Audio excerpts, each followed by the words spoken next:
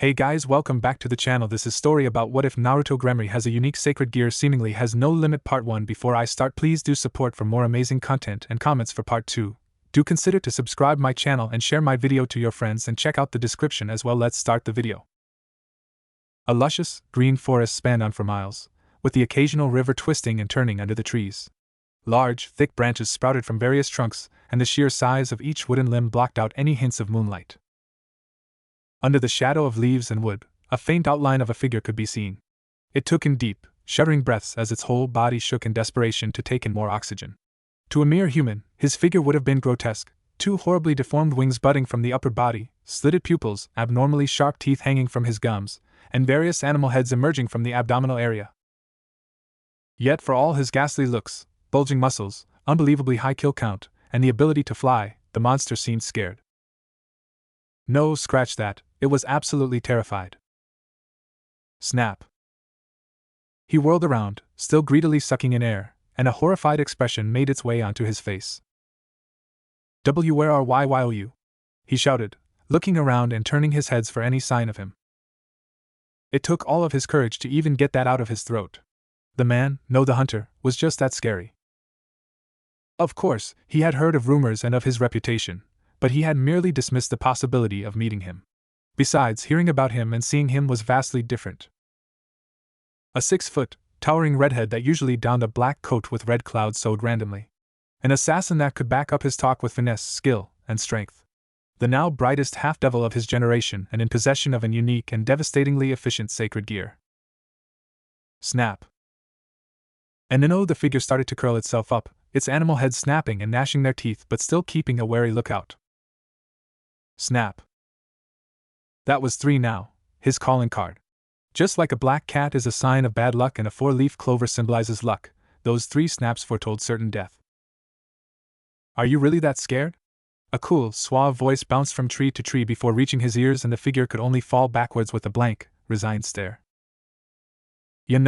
I expected more from a S-ranked stray. He stepped into a position that allowed for a good look of his face to the figure. The figure took one glance at his face and blanched, as all the color from his mutated face seemingly disappeared. It wasn't that its hunter was devastatingly handsome with spiky, shoulder-length hair. It wasn't the toned arms packed with tight, dense muscle that screamed strength. No, it was those eyes. Those piercing blue eyes that peered straight into his soul, if he had one, and demanded utmost respect. The stray couldn't help but be drawn to that beautiful, stunning blue abyss that promised death and only death. Glurk. Too late. His eyes weren't trained enough to keep up with the sheer speed of his hunter. All he could do was look up at the man and look back down to the ground, only to see his chest pierced by his arm. All he could do was spit up blood, and the crimson liquid slowly made its way down his chin, which then dripped onto that same arm. Drip, drip, drip. The mysterious redhead, while wonder who it could be, waited for the stray's eyes to lose a burning spark, called life before pulling his arm back out with a sickening squelch. He squatted down to the ground and wiped the said arm on the grass, and used his other hand to pull out a phone. It's death, the job is done. I see. Oh, come on. I was expecting a good job or something like that. Whatever. Just make sure to have a bowl of ramen awaiting my return. Please? Beep, beep, beep, beep. He turned off his phone and proceeded to get up from the ground. While stretching his legs out, he placed the device on his arm and it vanished with a poof. Did she just hang up on me? The Gremory mansion was nothing short of lavish. There were carefully trimmed hedges near the front of the entrance, along with a multitude of spurting fountains. If one went to the back of the mansion, they would see a circular fountain with even more land branching out behind the said fountain. Further on, there were huge mountains that continually astounded passing devils with its massive size. On the smooth roads leading to the Gremory mansion, a carriage could be seen, its wheels silent as it seemingly glided towards its destination. Inside the carriage was none other than Naruto Uzumaki, soon to be known as Naruto Gremory. He was dressed in new, casual clothes, which was odd, as he had been living in poverty all his life. His normal fit consisted of tattered rags and plastic bags. Luckily for him, this Grafia insisted that he be all cleaned up for the Gremory family. And so, he was cleaned, groomed, and then fitted into clothes, all for the sake of appearances. That wasn't the only difference, as he was unconventionally silent, even more so than usual. The reason?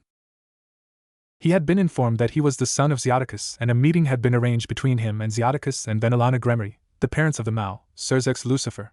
Next to him was the supposedly strongest queen of the underworld, Graphia Lucifuge, wife to the said Mao.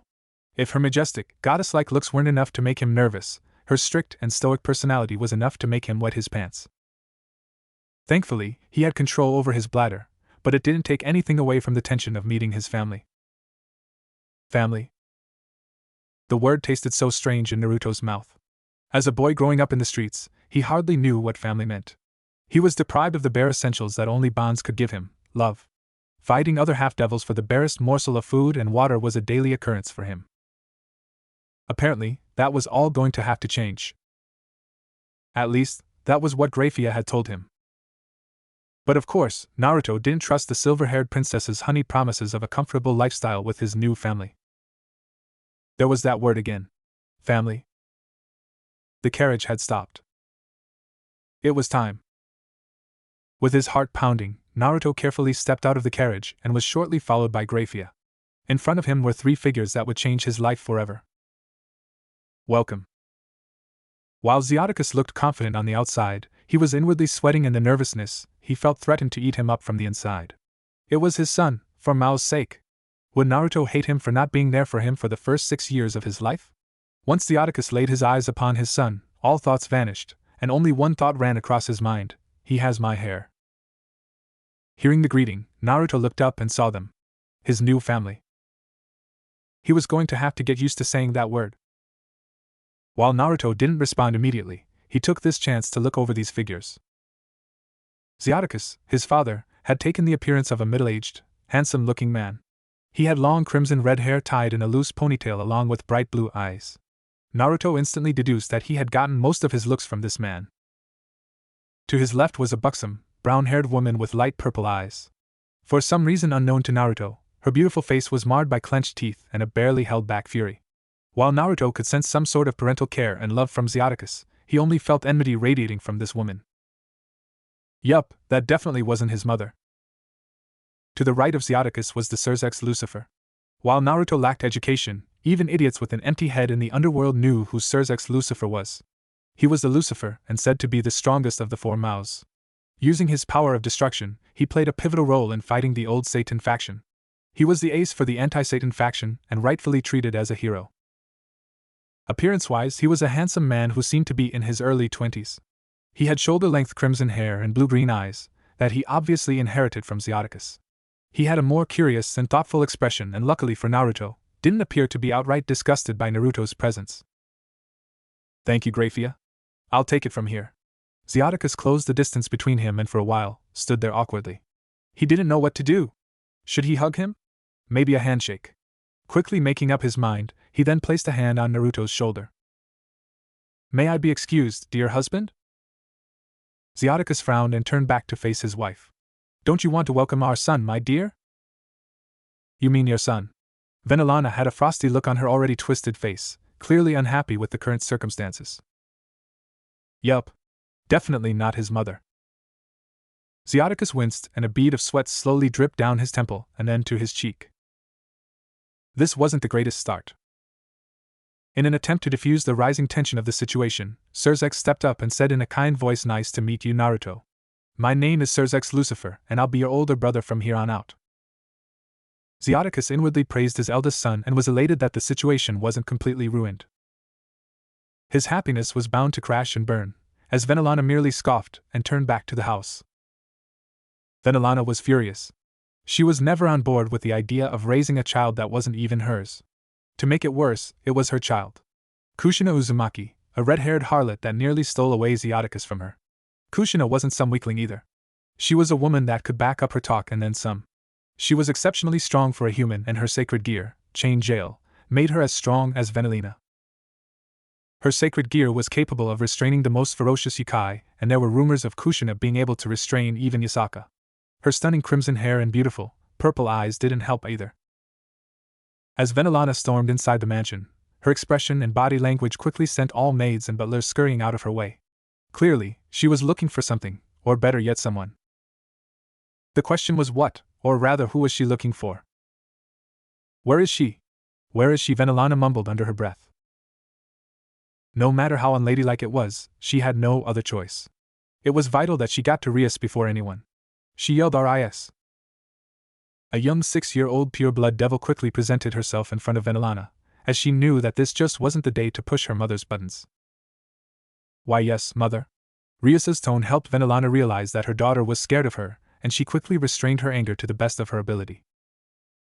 Rias, there will be a boy coming into our residence very soon. Do not, under any circumstances, associate yourself with him. No matter what your father or Sirzex tells you, he is not your brother. He's just a mistake. Do I make myself clear? With her tirade finished, Venelana fixed a stern glare on Rias.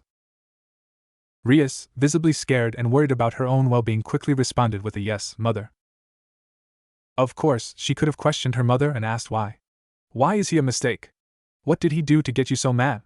But her 8-year-old instincts overridden her curiosity, and shut her mouth shut. After hearing her response, anger was seemingly drained from Venelana's face, and all that was left was a cold, determined look. It was time to show Naruto his place. Venelana walked back out, and as she made her way back to the entrance, she witnessed her husband finish setting the ground rules and what the future would look like for Naruto. The timing couldn't have been more perfect. Dear husband, would you mind if I talk to young Naruto alone? Her underlying tone made no room for argument, and Xiaticus hardly put up resistance as Venelana dragged Naruto back into the mansion. Walk with me.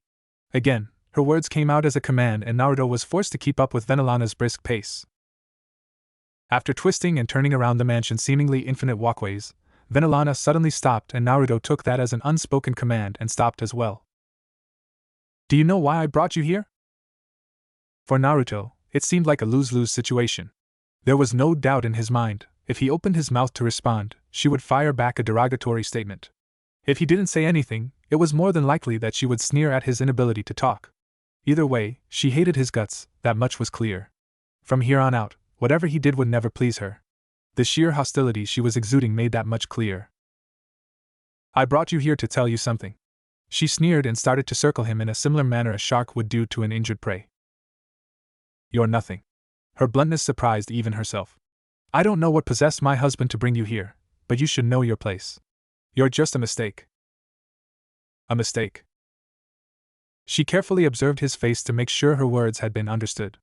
After her brief analysis, and with her speech finished, she turned around and left, intending to meet up with her husband and son. A mistake. That's what she called him. A mistake. Did that mean he was one? Naruto mused as he blindly followed Venelana back to Sirzex and Xiaticus. TCH. Not a chance in hell. No one told Naruto what he was. He was Naruto fucking Uzumaki, and he'd rather kill himself than listen to that poor excuse of a woman. No, he'd break through every obstacle she set in front of him and ask for more. No, Naruto wouldn't settle for being a mistake. Naruto was going to rise past all these so-called pure-blood devils and show them what he was capable of.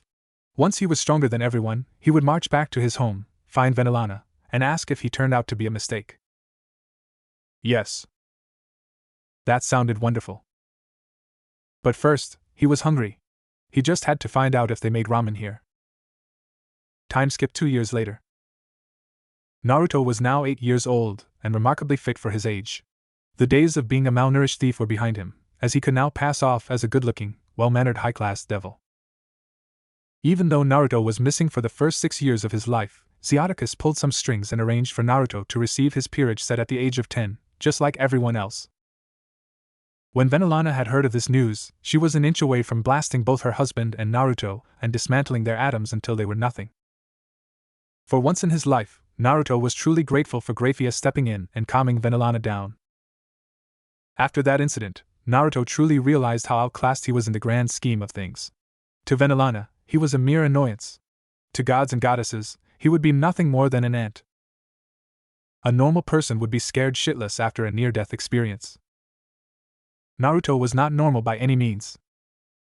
Instead of fear, he felt excitement and curiosity. Excitement because he wanted to test the limits of his powers. Curiosity because he wondered how he would reach that level without a powerful bloodline like that. But again, Naruto was only motivated by these events. While Naruto wasn't a super devil by any means, it didn't take away from his prodigious abilities. While his demonic reserves and muscles haven't fully matured, he trained both aspects.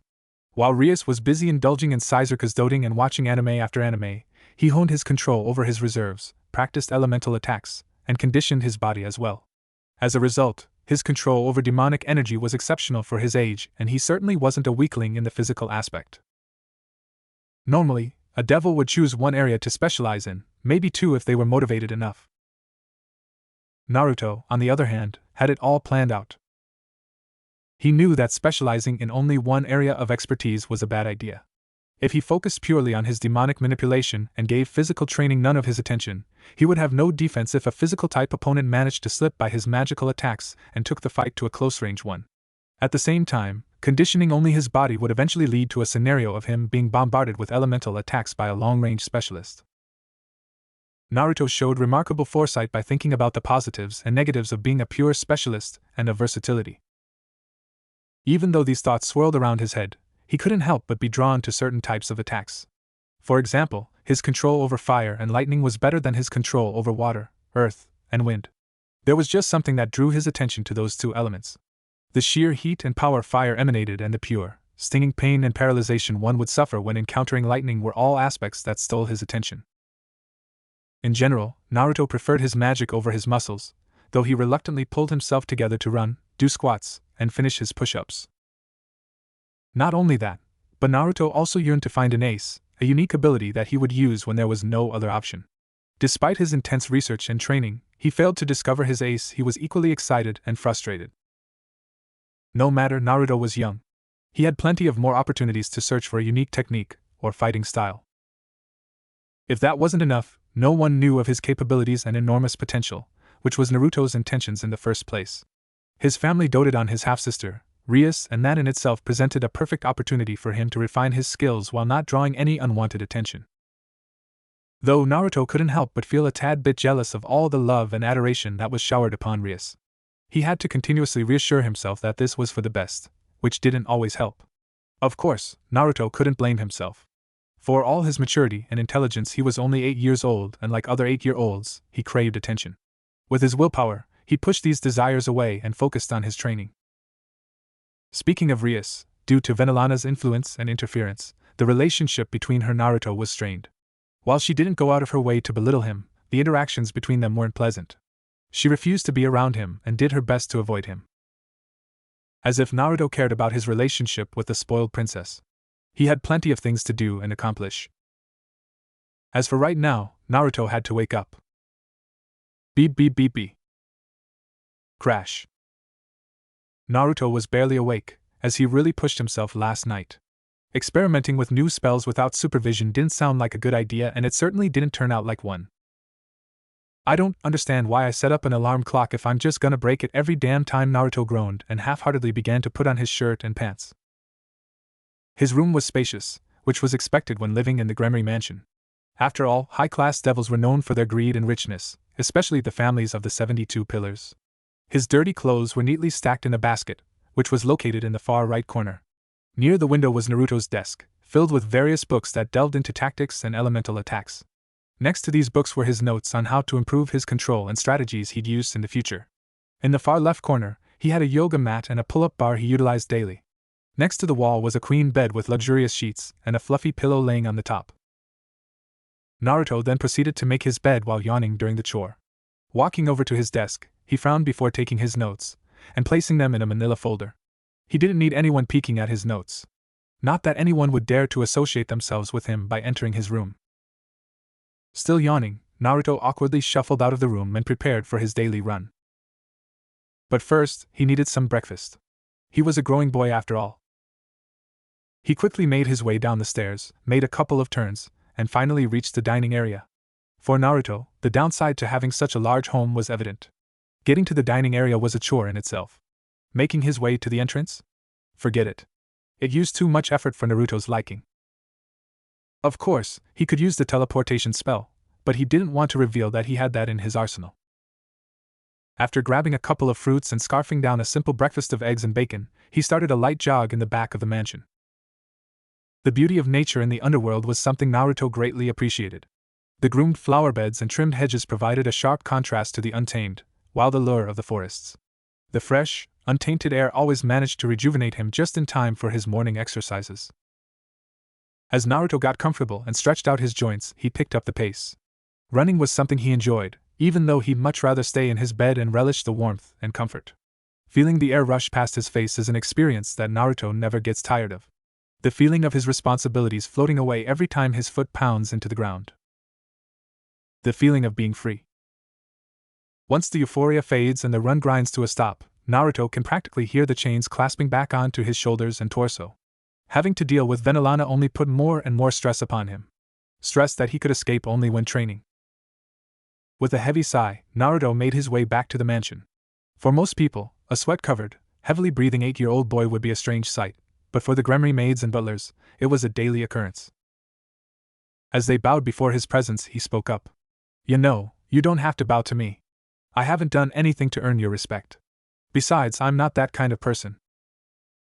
Before the maids could respond, he put on a burst of speed and quickly ran up the stairs, escaping to the solitude of his room yet again. Naruto emerged from the shower with his hair damp and a towel around his neck. Standing at an impressive height, for an 8-year-old of 4 foot 6 inches, Naruto had a toned body as well. While he didn't quite have a six-pack, he still packed some muscle. With his piercing blue eyes and spiky red hair, Naruto certainly wasn't ugly either. Most maids and women agreed that he would grow up to be a handsome devil. He quickly changed into dark blue sweatpants and a crisp, white t-shirt. Taking his towel, he meticulously folded it before placing it in the laundry basket. After taking care of his hygiene, he sat down at his desk once more, opened a book about lightning manipulation, and turned the pages. 2 hours later, Naruto was fully immersed in this book. It stated a couple of key points that Naruto quickly noted. He was fascinated with the possibilities of lightning application and wondered if he could combine his physical aspects with lightning manipulation. Crap. He realized it was 2 o'clock and faintly recalled that he would be having a guest over.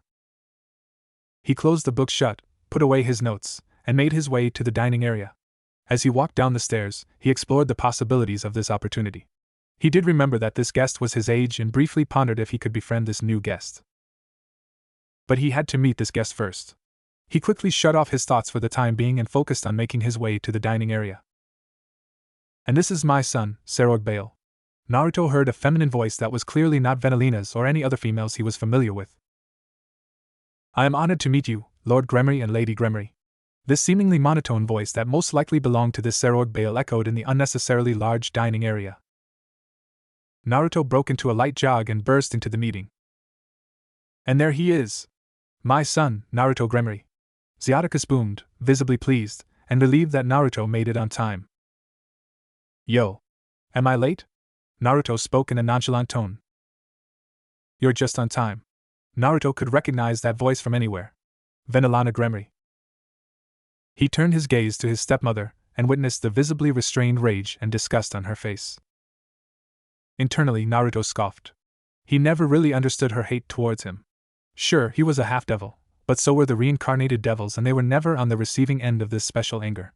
As far as he knew, he didn't kill anyone important to her, and his manners weren't the worst. Okay, maybe his manners were pretty bad, but they didn't warrant this kind of hate. Naruto was interrupted in his impromptu musing as his father asked, "Why don't you entertain young Sarog?" "Sure." Naruto waved to the boy, trying to appear as amiable as possible. "Follow me." Sarog turned to his mother, and she smiled back at him. "Go on. I'm sure hanging out with people your age is better than talking with us." "Of course, mother." He bowed and stiffly walked over to Naruto's side. Naruto took that as the signal and started walking to his room. Right, this is an opportunity to make allies. If I manage to befriend him, I'll have someone to help my ambitions in the future. Naruto scratched his cheek and wondered how to start this conversation. "So, you have any hobbies?" "Training," was his curt reply. He's even worse than me at this friend-making thing. Naruto internally sweat dropped and started to brainstorm other ways to get him to open up. Luckily, they both reached his room. Naruto opened the door and let Sarog in. He robotically walked in and Naruto took that time to observe his guest. There was no doubt in Naruto's mind that Sarog was more of a physical fighter type, and this was confirmed when he walked over to Naruto's pull-up bar and started one-handed pull-ups. "So, you're part of the Bale clan," was Naruto's awkward way of trying to start a conversation. Unfortunately for Naruto, this comment seemed to offend Sarog, as he tightened his facial muscles and continued his exercises with even more vigor. While Naruto did indeed notice these changes, he was inept to social skills and only poked the sleeping bear even more by asking, "You guys got the destruction power thingy, right?" Sarorg, in a show of strength, nearly pulled the bar out of the wall and jumped down to the ground. "I fucked up, didn't I?" Naruto's sweat dropped again. "Is that your way of mocking me?" Sarorg whirled around with a near murderous look in his eyes. "Eh? Don't act all innocent. You know that I don't have the destruction power thingy. So I'll ask one more time, are you mocking me?" With each word he spat out his throat, Sarorg's tone grew more dangerous and the volume got louder and louder. Naruto knew his next words were important, so he carefully chose his words before speaking again. Unfortunately for him, he once again proved his inability to interact with others. "I'm sorry, but I think this is all a misunderstanding. Is it a problem that you don't possess the trademark of the Bale clan?" Sarorg's fists clenched hard and there was practically steam coming out of his ears. Naruto at least showed that his head wasn't completely empty, as he recognized the killer intent coming from Sarorg. While Naruto remained calm on the outside, he tensed his muscles and got ready for a physical response. In a deceptively calm voice, Sarorg growled, "You are mocking me." Naruto was now really worried. How did the situation spiral out of control? But before he could say anything, Sarorg rushed towards Naruto with his fists raised. Fast. Naruto barely avoided the bull rush as he rolled to the side. Sarorg didn't stop there, as he attempted an axe kick that again barely missed Naruto's head and instead crashed into the floor with a resounding crack. Naruto was really confused. What did he do? Why was Sarorg so mad? But this wasn't the time for that, as Sarorg unleashed a barrage of punches and kicks. Each strike was dangerously close to landing its mark, as Naruto evaded them and felt the wind behind each one. Naruto was doing well for the most part, but he made a fatal mistake. He underestimated Sarorg's strength. Ducking to dodge a roundhouse kick, Naruto then attempted to block his follow-up punch by putting his arms in an X formation. Kirk. My forearm is broken. Not only that, but my right arm, which was placed underneath the left in the block, also hurts too. What is his mom feeding this kid? Naruto internally panicked. No other choice then. I have to use magic, but I'll stick to the smaller scaled spells. I don't want to destroy my room. With a flick of his right wrist, four magic circles appeared behind him and from them, four thin, flickering dragons emerged. Idiot, with a linear attack like that, dodging it will be a joke. Sarorg scoffed and slowly sidestepped. He was wrong though, and the four lightning dragons quickly homed on to Sarorg. Latching onto his limbs, they burst into pure voltage and shocked him, paralyzing him for a good 2 seconds. Seeing that opportunity, Naruto rushed from his position and landed a powerful punch to his solar plexus. With Sarorg visibly winded, Naruto took the chance and started talking. Look, I really don't know about the situation and I can swear that I wasn't trying to be condescending or anything. Naruto stepped forward with his hands raised up. Naruto took that as a sign of non-aggression and continued. I understand that this is a personal and sensitive matter for you, but talking about it will make you feel better. Trust me. Naruto was about to try and convince him in another way, but Sarorg started to talk and Naruto sat down on the floor, making himself comfortable. As you know, the Bale clan is famous for its destructive powers, but I was born without it. As a result, I was shunned and my mother was exiled along with me. His teeth clenched and slammed his fist on the ground. He treated me like trash. He roared. He threw me out like I was nothing. What kind of world do we live in, if a father kicks out a son for something he had no control over? He softly uttered, and at this point, tears were freely streaming down Sarorg's face. The room was silent, and all that could be heard was drip drip. For once in his life, Naruto could relate to another person. He knew exactly what to say. You know, I lived in pretty bad conditions for the first 6 years of my life. I didn't know my parents, and I had to fight other devils for food and water. Naruto shook his head, took a deep breath, and continued. After a couple of beatings, I was ready to take my life. But there was just something so vulgar about the action I was about to commit. He shakily breathed in, his eyes glazed as he relived painful memories. I hated myself for that. I couldn't believe that I was going to take my life just because I got beat up a couple of times. But it was so hard to keep on going, to keep on fighting. So instead, I made a blood oath to myself that I would never ever give up and I would never go back on my word. Naruto raised his head up, determination, and pride shining in his eyes. I can't say I understand what you've been through, but I've had my share of hardships in my life too. Naruto stood up and walked over to Serorg. Let me tell you something, this whole time, we're running a race called life. Some people have a head start, but guys like us, we have a handicap. But to give up because it's too hard, Naruto shook his head. That's cowardly. That's the way out for losers. The true test is whether you can brave the obstacles and keep on running.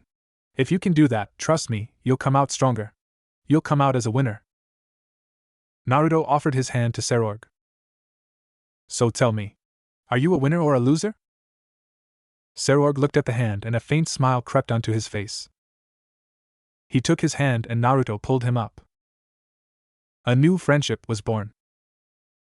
Ha ha. Naruto was kneeling on the ground, panting. The last attack took a lot out of him, and while his control was refined, his reserves weren't at the level he wanted them to be. Pushing himself every day and night could only go so far.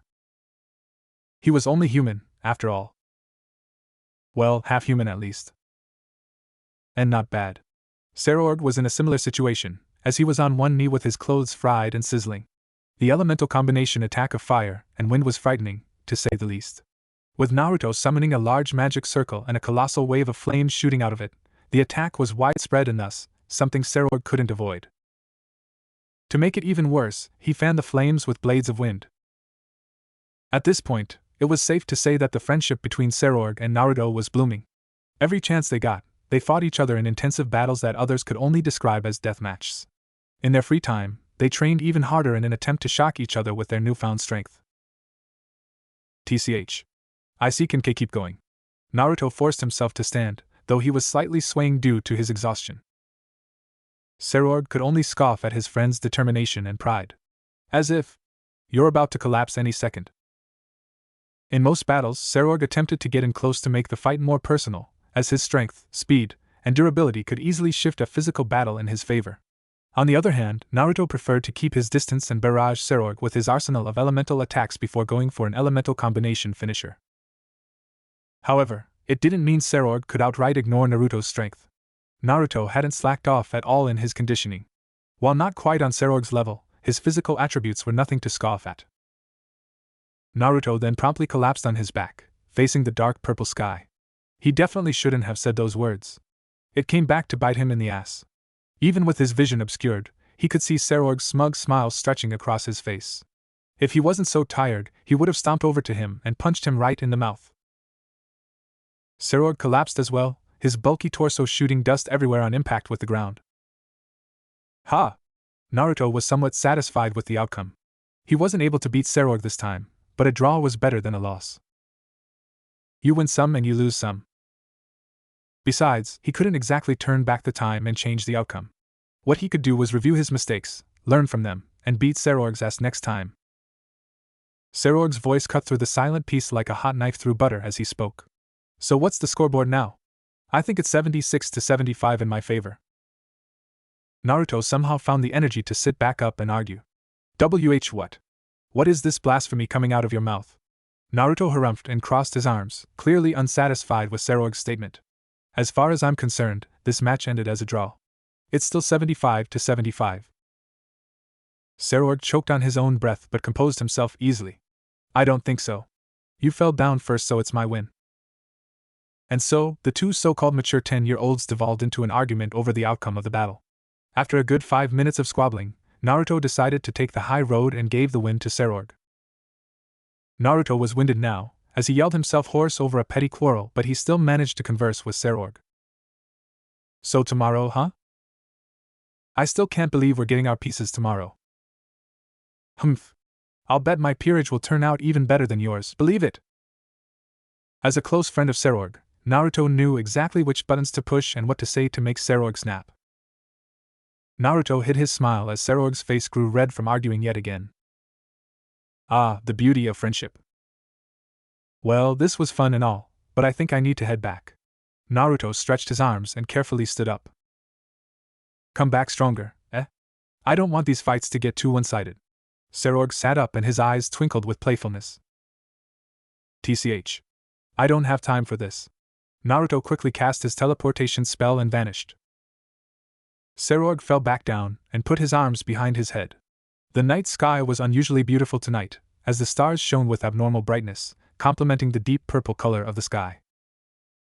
Man, if I knew this was what friendship was like, I would have befriended him ages ago, Sarorg told himself as he slowly but surely drifted away into dreamland, still laying on his training ground. Gremory Estate. An intricate, crimson magic circle materialized on the floor of Naruto's floor, and a split second later, Naruto appeared in the middle of the circle. Not a second later, he collapsed on one knee, still fatigued from his spar with Sarorg. With inhuman willpower, Naruto pulled himself up and practically threw himself into his bathroom. He quickly stripped out of his dirty clothes, unceremoniously throwing them into a random corner. With his body exposed, he quickly made his way past the toilet and sink and entered the shower. Naruto's hands gripped the handle and turned it, allowing the heated water to cover him like a warm blanket. Now in a comfortable position, Naruto mused over his thoughts as his normally spiky hair flattened under the water. He was growing stronger, he was sure of it. Standing at a height of 57 inches, he was an inch taller than the average height for 11-year-olds. His muscles have grown even larger, though Sarorg had him beat in that department. Sarorg. They were definitely rivals, as both strove to best each other in each spar with vigor and enthusiasm. But were they friends? Naruto certainly thought so. They joked around and shared their various problems and insecurities. If that didn't mean they were friends, what did? He tapped his chin with his finger as the showerhead continuously sprayed hot water upon him. Enough about Sarorg. Whether we're friends or not isn't the pressing matter. No, the problem is me finding my ace. Naruto was growing frustrated with each passing moment.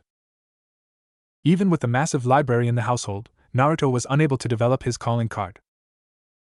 One of Naruto's stepping goals was to make a name for himself in the underworld. He didn't want to remain a brother of Lucifer, or a mistake as Venelana frequently called him. Not that he cared what Venelana thought about him. Like Caesarx, who gained the name of Crimson-Haired Prince of Destruction, Naruto desperately wanted a moniker of his own. He obviously couldn't give himself a nickname.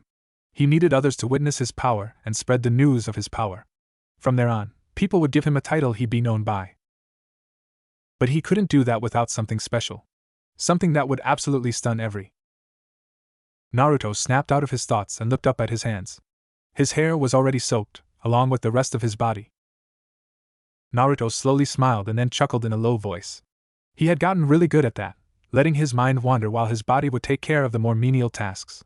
It saved so much time and let him research all about his elemental attacks and the endless possibilities of applying them to. Naruto chuckled again. There he went again, all lost in his thoughts.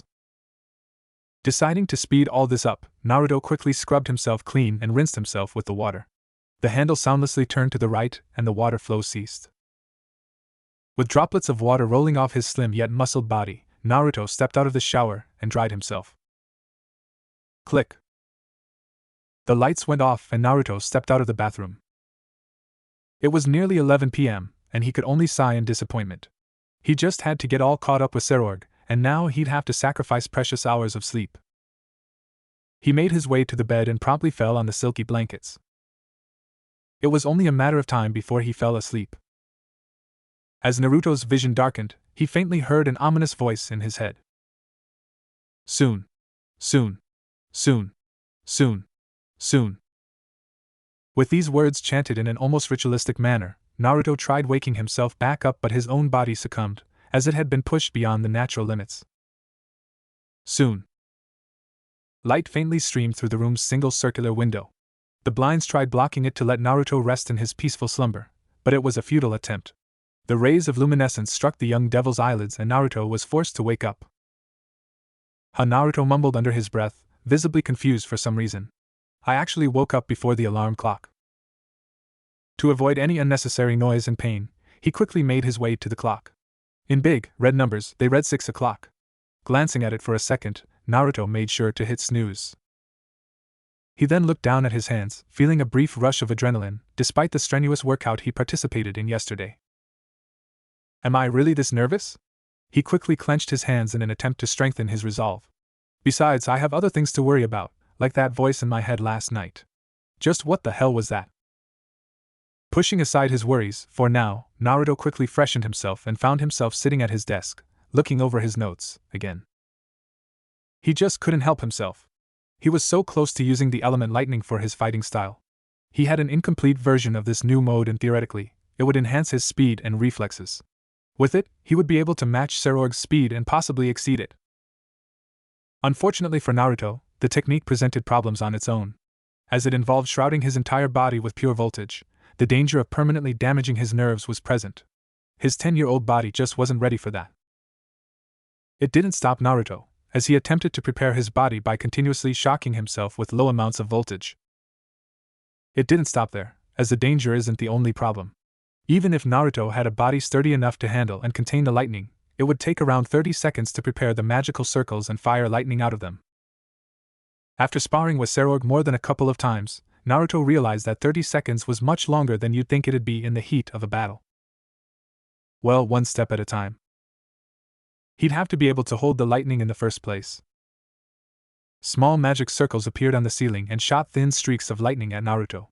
Multiple sparks of voltage crackled and popped before fizzling out in the air. Still sitting on his chair, Naruto convulsed and writhed in pain, before slamming his hand, dissipating the magic circles and lightning. Fucking shit. Naruto panted and paused to catch his breath. Few stray sparks danced around his body as he continued to suck up air. Even though the pain was unbearable, he continued. Lightning crackled as Naruto suffered and agonized silently. It was time. Thankfully, Naruto was observant enough to change out of his blackened clothes into new ones. Still, no matter how much cologne he sprayed upon himself, the smell of ozone lingered around him. He ditched the cologne idea and showered after taking a sniff and getting a dizzying scent of confusion. Now, dressed in black slacks, a crisp, white, button-down shirt, and a pair of black dress shoes, Naruto cast the teleportation spell. Normally, he would don sweatpants, a t-shirt, and sneakers, but he knew Grafia would flay him alive if he dressed like that and appeared in front of the Ajuka Beelzebub. Naruto! Surzex tried to smile and greet him in a friendly tone. Exciting day, isn't it? How are you feeling? Surzex wanted to like Naruto. He really did. But there was just something about the boy that set off his instincts. And his instincts were never wrong. Naruto nodded. I'm fine. Surzex could only sweat drop at Naruto's short response. Shortly after, another magic circle appeared on the ground, with the Gremory emblem. Standing inside was Rias Gremory. An admittedly beautiful girl with crimson hair but spoiled, nonetheless. As far as Naruto was concerned, she never trained her body or magic unless forced to by her parents. Anime marathons, presents from her older brother, and Japanese culture were the only things that made up Rias's lifestyle. In Naruto's book, she was a failure. A girl that took advantage of her family's wealth and never pushed her limits. Of course, in reality, she was viewed as the beloved princess of the Gremory clan. Bullshit. Rias! Surzex was noticeably happier and much more enthusiastic with his greeting, as he crushed his sister with a hug and squeezed the life out of her. She can't breathe. Rias choked and pounded on her brother's back with all her might. Rias, my cute little sister, are you okay? Where's your boo-boos? Don't worry, your brother will kiss them and make the pain go away. Surzex, now panicked, was a second away from calling a medic. I'm fine. Rias dusted herself off and blushed in embarrassment. Honestly, do you have to act this way all the time? She crossed her arms and tapped her foot. Surzex whined. But Ria. Are we going to leave, or what? Naruto interrupted. I don't know about her, but I'd like to receive my peerage set as soon as possible. Both Surzex and Rias were both slightly shocked by Naruto's slight impatience. Normally, he was much more reserved and quiet. Surzex coughed. Right. Well, let's hop in the carriage and get moving. All three siblings climbed in the awaiting vehicle and found that there was much more room than needed, at least, that was the case for Naruto. Once inside and settled, Naruto asked why can't we just teleport to Ajuka, Surzex? Well, my cute little brother, it's often considered rude to just pop into other people's houses. Surzex chided while wagging his finger. But isn't he a friend of yours? Do formalities matter that much when you're at that stage of friendship? Naruto countered. True, but why would I squander an opportunity to showcase my dear siblings? Both Rias and Naruto sweat dropped at the stupidity of that statement. He could showcase them without the use of the carriage. Besides, what did he mean by showcase? Naruto certainly didn't like the idea of being a trophy to show off. Well, there was no point in arguing with Surzex now. For a Siscon, he was really stubborn when he put his mind to it. While Surzex continued to bother Rias by asking her to play with him, Naruto closed out all the background noises and sunk into his thoughts. Though he didn't show it on the outside, his lightning problem was really starting to irk him. Naruto thought and thought and thought, and before he knew it, they had arrived. Naruto! Naruto! For Mao's sake, what? Naruto snapped irritably. Surzex had a hurt expression on his face. I was just letting you know that we arrived. Are you okay? You were spacing out there. Okay, maybe he was a little too harsh there. I'm fine, Naruto muttered. Sorry for yelling at you. Surzex's expression shifted faster than Naruto could yell ramen. Oh, my cute little brother apologized. Is he warming up to me? Surzex squealed in a high tone that didn't suit him at all. Naruto's eyes twitched as he held in the urge to facepalm. How could one man be so unbearable? How did Graphia deal with this mockery of a Mao? Why did she marry him in the first place? Can we just go? Surzex pouted, which was something Naruto hoped to never see again.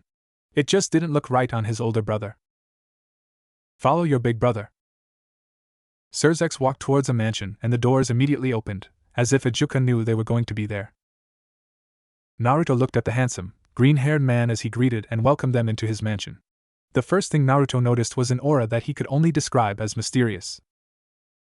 Naruto pushed these observations to the side and instead focused on what he knew of the evil peace system. He knew a peerage presented a number of responsibilities and thus prepared accordingly.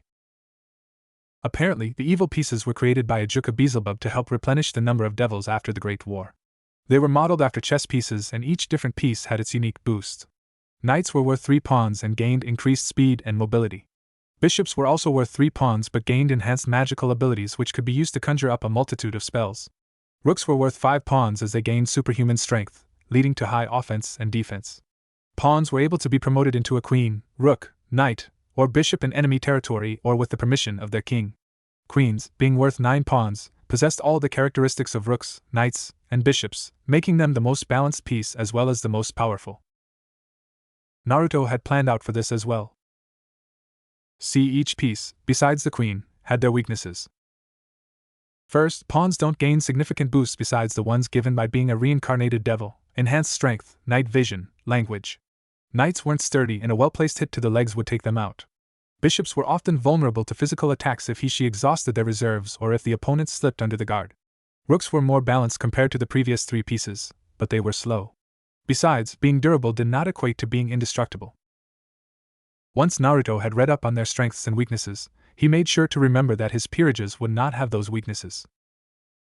His knights would be able to tank a couple of hits. His bishops would learn physical combat and work on their physical conditioning. His rooks would be fast and have a few magical spells in their arsenal. His pawns? He would put them through hellish training. He would break them down with sadistic glee and then put them back together as warriors. Okay, maybe he wouldn't break them down. But needless to say, training would still be very, very hard. He would make sure of that. But above all, his peerage wouldn't be a peerage. It would be a group or an organization. His pieces wouldn't be servants. They would be his comrades, his friends. And he would never, ever force someone into his peerage if he could help it. If they were strong and held plenty of potential, he would follow them around and annoy them about it. But he wouldn't force any decisions. Naruto was so absorbed in his thoughts that he failed to notice that Rias had already received her pieces. Ending now for Naruto. Ijuka smiled at the young devil and what he hoped was a charming, dazzling grin. Naruto stepped forward and laid his hands on the replacement king piece. After a brief period, his pieces emerged and Naruto couldn't help but gasp. They were beautiful. Instead of the crimson veined pieces Rias had, he had completely different ones. They were deep blue with flecks of red-orange in random places. Pure white shone through several veins, as each piece practically pulsed power. Naruto couldn't help but notice that the white veins resembled bolts of lightning. If one looked even closer, they would see a few abnormalities. Some of his pieces were different in shape and Ijuka took great pleasure in pointing that out. It looks like you have a mutated queen, rook, and knight piece.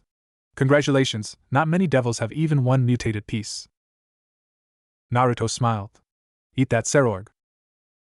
He followed Surzex out of the mansion and the 3 siblings stepped into a teleportation circle. Everything was going according to his plan. As soon as Naruto's feet touched the ground again, he turned to Surzex. There was something he had to tell him. Brother. Surzex turned to Naruto, who had an unreadable look on his face. I wish to leave. That was not what Surzex anticipated to hear.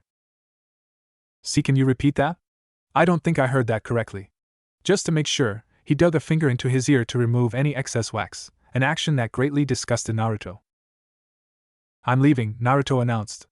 I've been planning this for months, so you can't stop or talk me out of this. With or without your permission, I'm leaving. Surzex gaped at what Naruto was saying. He was only 10 years old, for Mao's sake. Naruto continued. I know you think I'm just a 10-year-old. How did Naruto know what he was thinking about? But I'll try to stay out of trouble. I'm not an idiot. Naruto finished and looked at Surzex expectantly. Well, I suppose it's alright. Great. See ya. Naruto drew his own teleportation circle and promptly vanished. Wait. Surzex had his arms outstretched, as he was expecting a hug from his brother. How dare he? Humph. He was going to have to hug Rias even more now. Naruto's sweat dropped at how easy it was to convince Surzex to let him go. The fewer words he had to use to convince him, the better. Being the organized devil he was, Naruto had already packed his stuff up. His notes were all inside a thick folder, and he had a bag full of food and clothes. Next to the bag was a personal invention of Naruto. He had made a crude device that would point to a direction that emanated the most magical energy, whether it was yokai, holy, or demonic. He stuffed his folder into the bag before slipping his arms into the straps. He grabbed his device and quickly made another teleportation circle. He had one last stop. Thunderous cracks echoed in the training ground. Serorg was, of course, training. There was no way he could let his blasted rival get stronger than him. Speaking of said rival, Naruto appeared in a magic circle with a backpack on his back. Serorg grinned. Naruto. Trying to spy on my moves? Naruto ignored his verbal jab and stated, I'm leaving. Serorg's good-natured smile fell off his face upon hearing those words. He was leaving. Serorg had so many questions to ask but couldn't get any words out of his mouth. Naruto continued his reasoning. To search for my peerage members, I'm afraid I'm going to have to leave the underworld. My gut is telling me that I'll find my members there. Besides, I want to explore places. I want to see something other than the purple sky and greenery. I want to be free. Serorg recovered from his shock and shook his head. I can't talk you out of this, can I? Nope. Then let me tell you something. A smile crept back onto Serorg's face. You better keep up your training. After all, it'd be super lame if my rival became a weakling. Naruto faintly smiled and extended his arm for a handshake. The same goes for you. Serorg took his hand. In both of their minds, they had the same thought. I'm gonna miss him. Time skipped 6 months later. Naruto was very irritated. He knew searching for his future comrades would take time, but he didn't realize the sheer effort it took to recruit a member with actual potential. Of course, Naruto could just take a random human off the streets and train him, but that was the same as giving up. And Naruto did not give up. Fortunately for Naruto, he recently had a stroke of good luck and found multiple, linked cases that potentially pointed to a new member. According to eyewitnesses, a nearby village in the forest was completely frozen solid with only one girl left, as a survivor. People dismissed it as a weather abnormality, as many humans were discouraged from entering the forest in the first place due to rumors of roaming bears. As if bears were going to stop him. Naruto stealthily made his way through the forest, holding a map in one hand and his tracking device in the other. So far, the device pointed in the direction of the village. He was close, he could feel it. As he caught a glimpse of his reflection, he quickly realized that there was ice. The trees nearby were all coated with ice, and on top of the ground was a light sheen of snow. He crumpled his map with one hand and shoved it in his right pocket. He then looked down at the device and confirmed that he was going in the right way. Blood.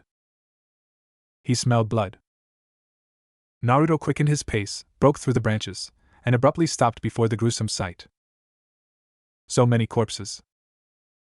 There were around 20 human corpses frozen solid, and the ice underneath was pink, clearly stained with blood. Walking forward, Naruto could see a mutilated body, riddled with gaping holes. He could see the pained expression frozen on the now dead man's face.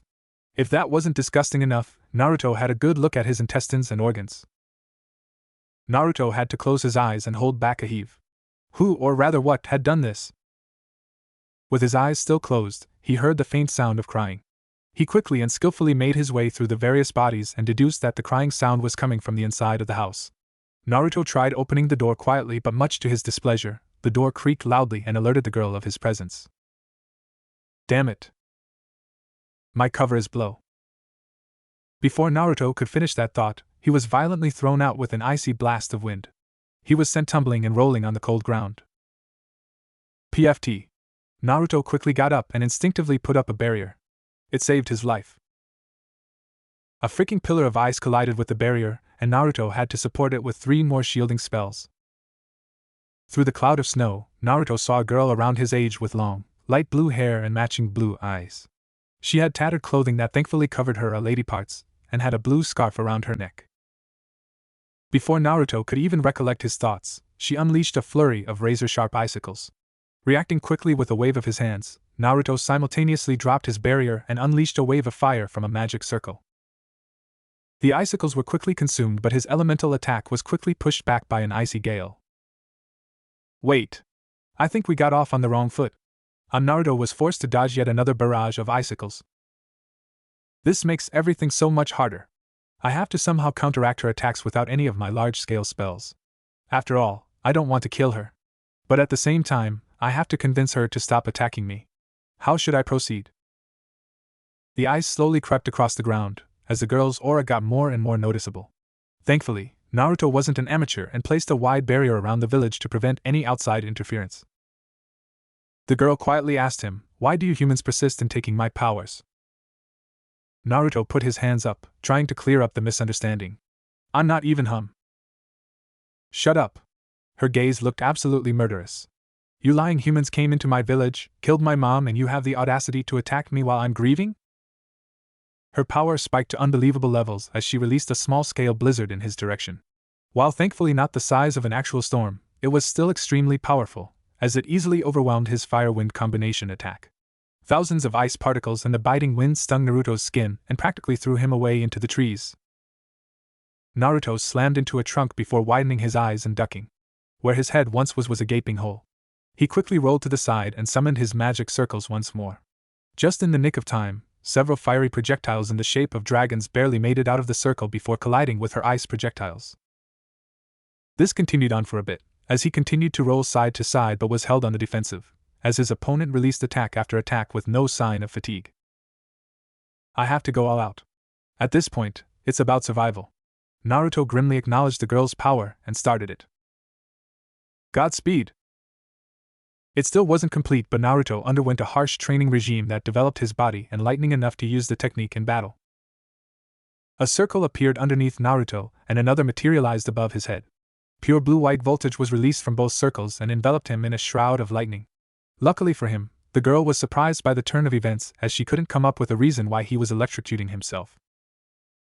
After 30 seconds, both circles disappeared and Naruto fell on both knees. Why? Why would you do something as stupid as that? Naruto looked up and the girl gasped. His normal cerulean blue eyes seemed to be filled with electricity, and his spiky hair became even more untamed than before. Small bolts of lightning seemed to flicker around his whole body. He was dangerous. She could sense some kind of change, but she couldn't tell what it did to him. No matter, she would freeze him and crush his head like a grape. Wait. Where was he? She involuntarily shivered and whirled around, trying to get a glimpse of the redhead. Where was he? Rustle. There. She let loose some of her powers and the plants in that area froze and then shattered. Her hair was now flicking around from the amount of energy she was releasing. In a piercing scream, she released thousands of ice needles in all directions. Clink, clink, clink. She turned around just to see Naruto drop her frozen needles on the icy ground. He's F-fast. She blinked and suddenly he wasn't there anymore. Although she couldn't see him, she instantly knew that he was behind him. In a split second, her very life flashed before her eyes as she braced for a killing blow. Instead, she felt his arms loop around her stomach and he pulled her into a hug. In response to this heartwarming gesture, she started trembling and sobs erupted out of her mouth. The pair stood there, the girl crying and the boy silently mourning for her dead parents. As Naruto held the girl in his arms, she made no attempt to get out of the embrace.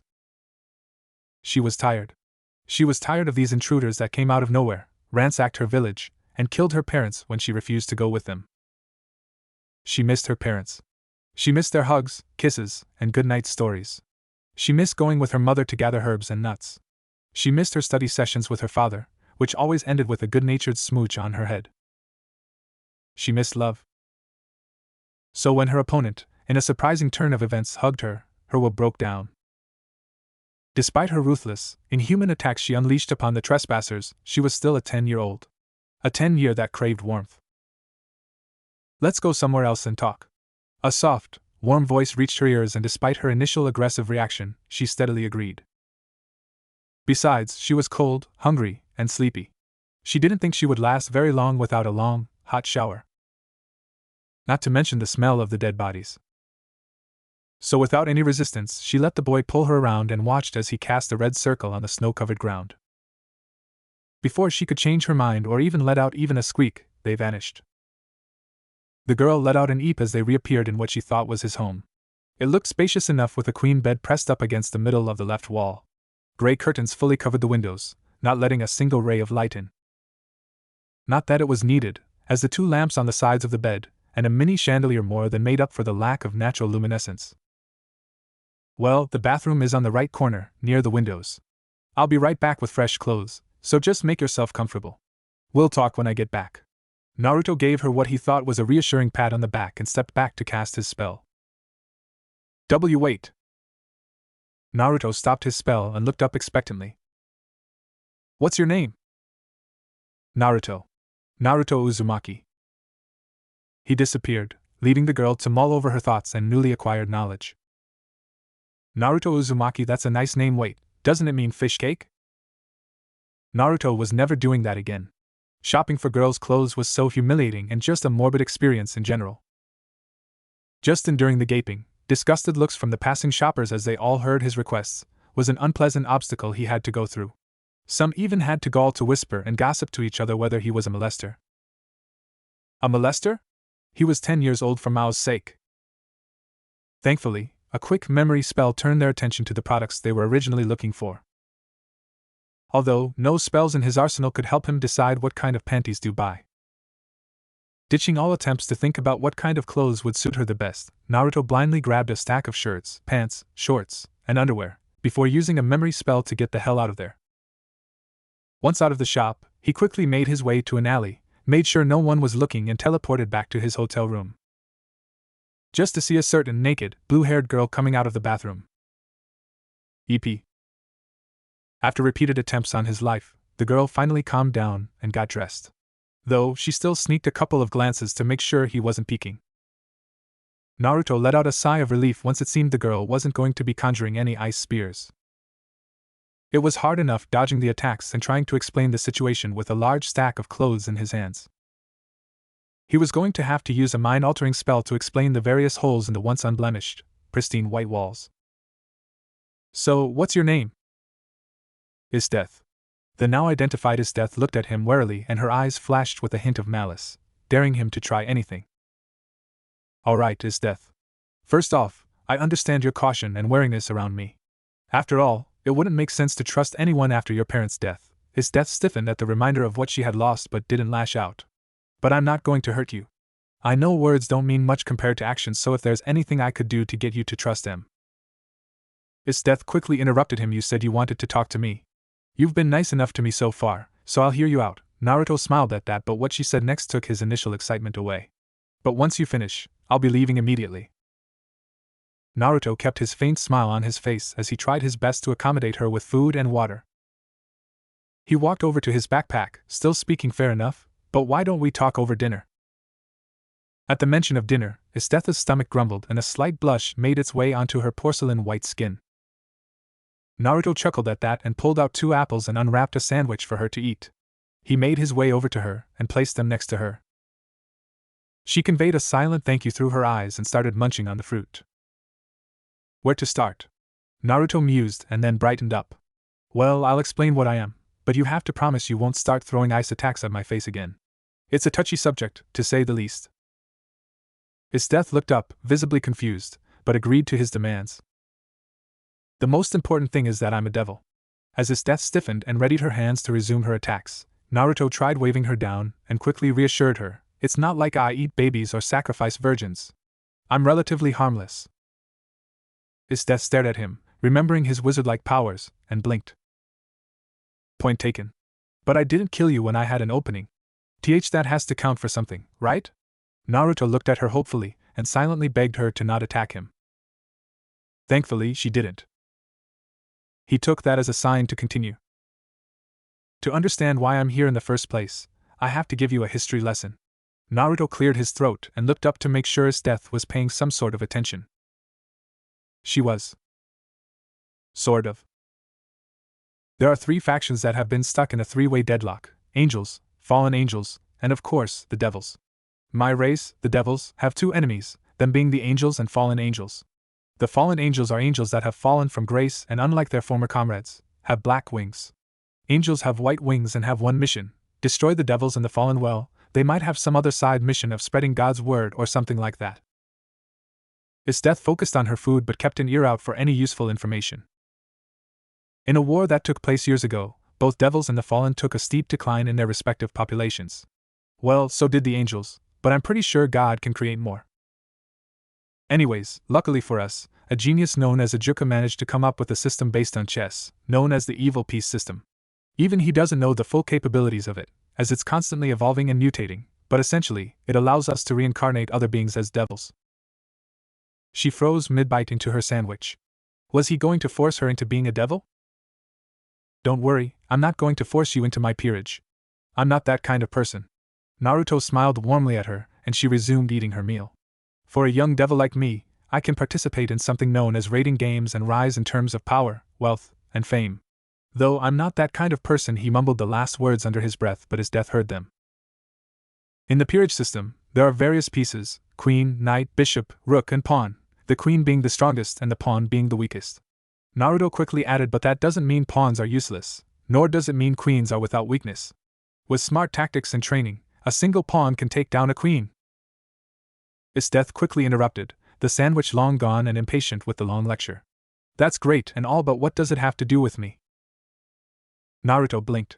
He thought his talk about the peerage system made his intentions blatantly clear. My goal is to recruit you and have you join me as my queen, Naruto announced. He quickly focused his attention on her face, trying to gauge her reaction. Any questions? His death nodded slowly. I have 2 actually. First, why can't devils reproduce normally? Why is the peerage system necessary to repopulate the devil population? That's a good question. Devils actually have a really low fertility rate, so unlike humans, they require decades to even get a single child. Then it dawned on him. Wait a minute, you know? His death stared at him unflinchingly.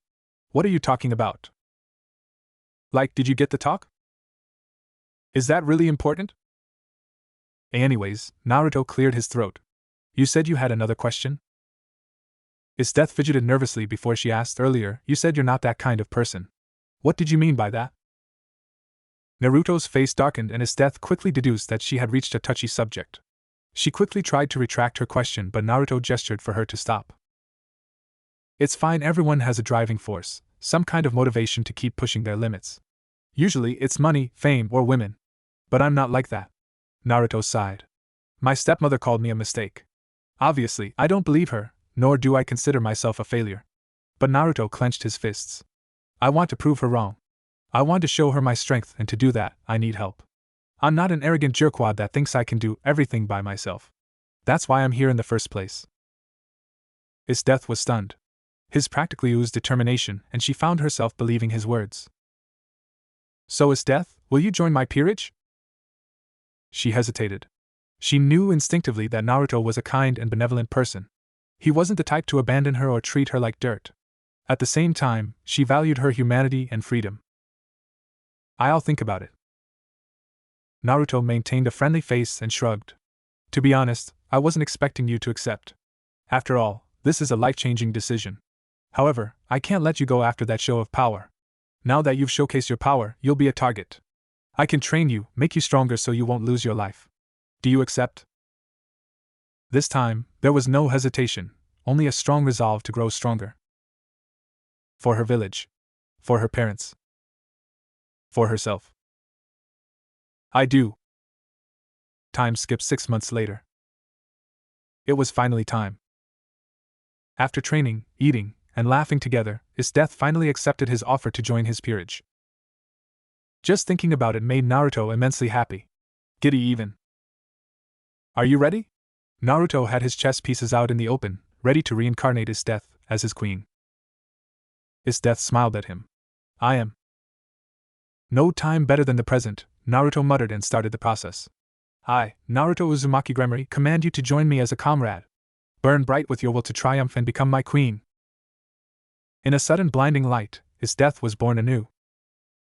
Once the light died down, Death observed her new changes. The first thing she noticed was her newfound strength, both physical and magical.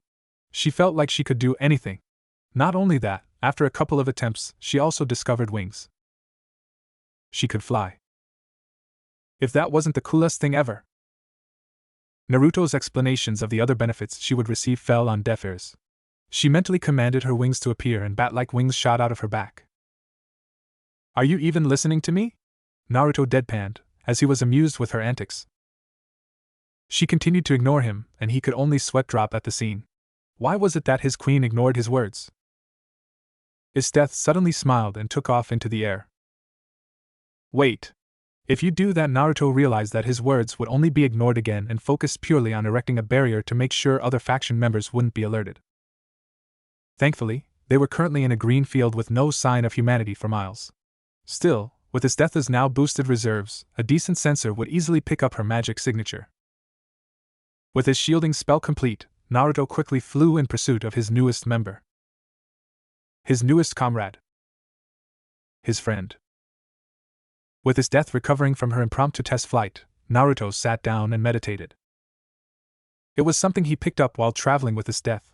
While it didn't bolster his reserves or grant him powers, he greatly enjoyed the peace it created. Unfortunately for him, that same peace was soon disturbed. His eyes opened quickly. Naruto glanced over to Death, who had a grim expression on her face. You felt it too? Yup. The two companions quickly took to flight again. They both felt a slight fluctuation in the natural order of the world. It was a barrier spell being set up. Whether it was a fellow devil or the accursed Grigori, it was in their best interest to investigate the situation. Though Naruto thought he had sensed the slightest amount of holy energy. If he wasn't in his meditative position, he never would have noticed it. Thankfully, being in a still position helped him concentrate on his surroundings. Wind furiously blew past their faces as air resistance didn't seem to exist against their furiously beating wings. The land was really beautiful, as there were various flower patches in the natural valley. The air was fresh and free of any pollutants. Had there been more time, Naruto would have sat and stretched his legs, basking in the sunlight without a care in the world. He was right. Up ahead of them, there was a slight shimmer in the air, extending down to the ground, and curving overhead, making a dome-like sphere. Stand back.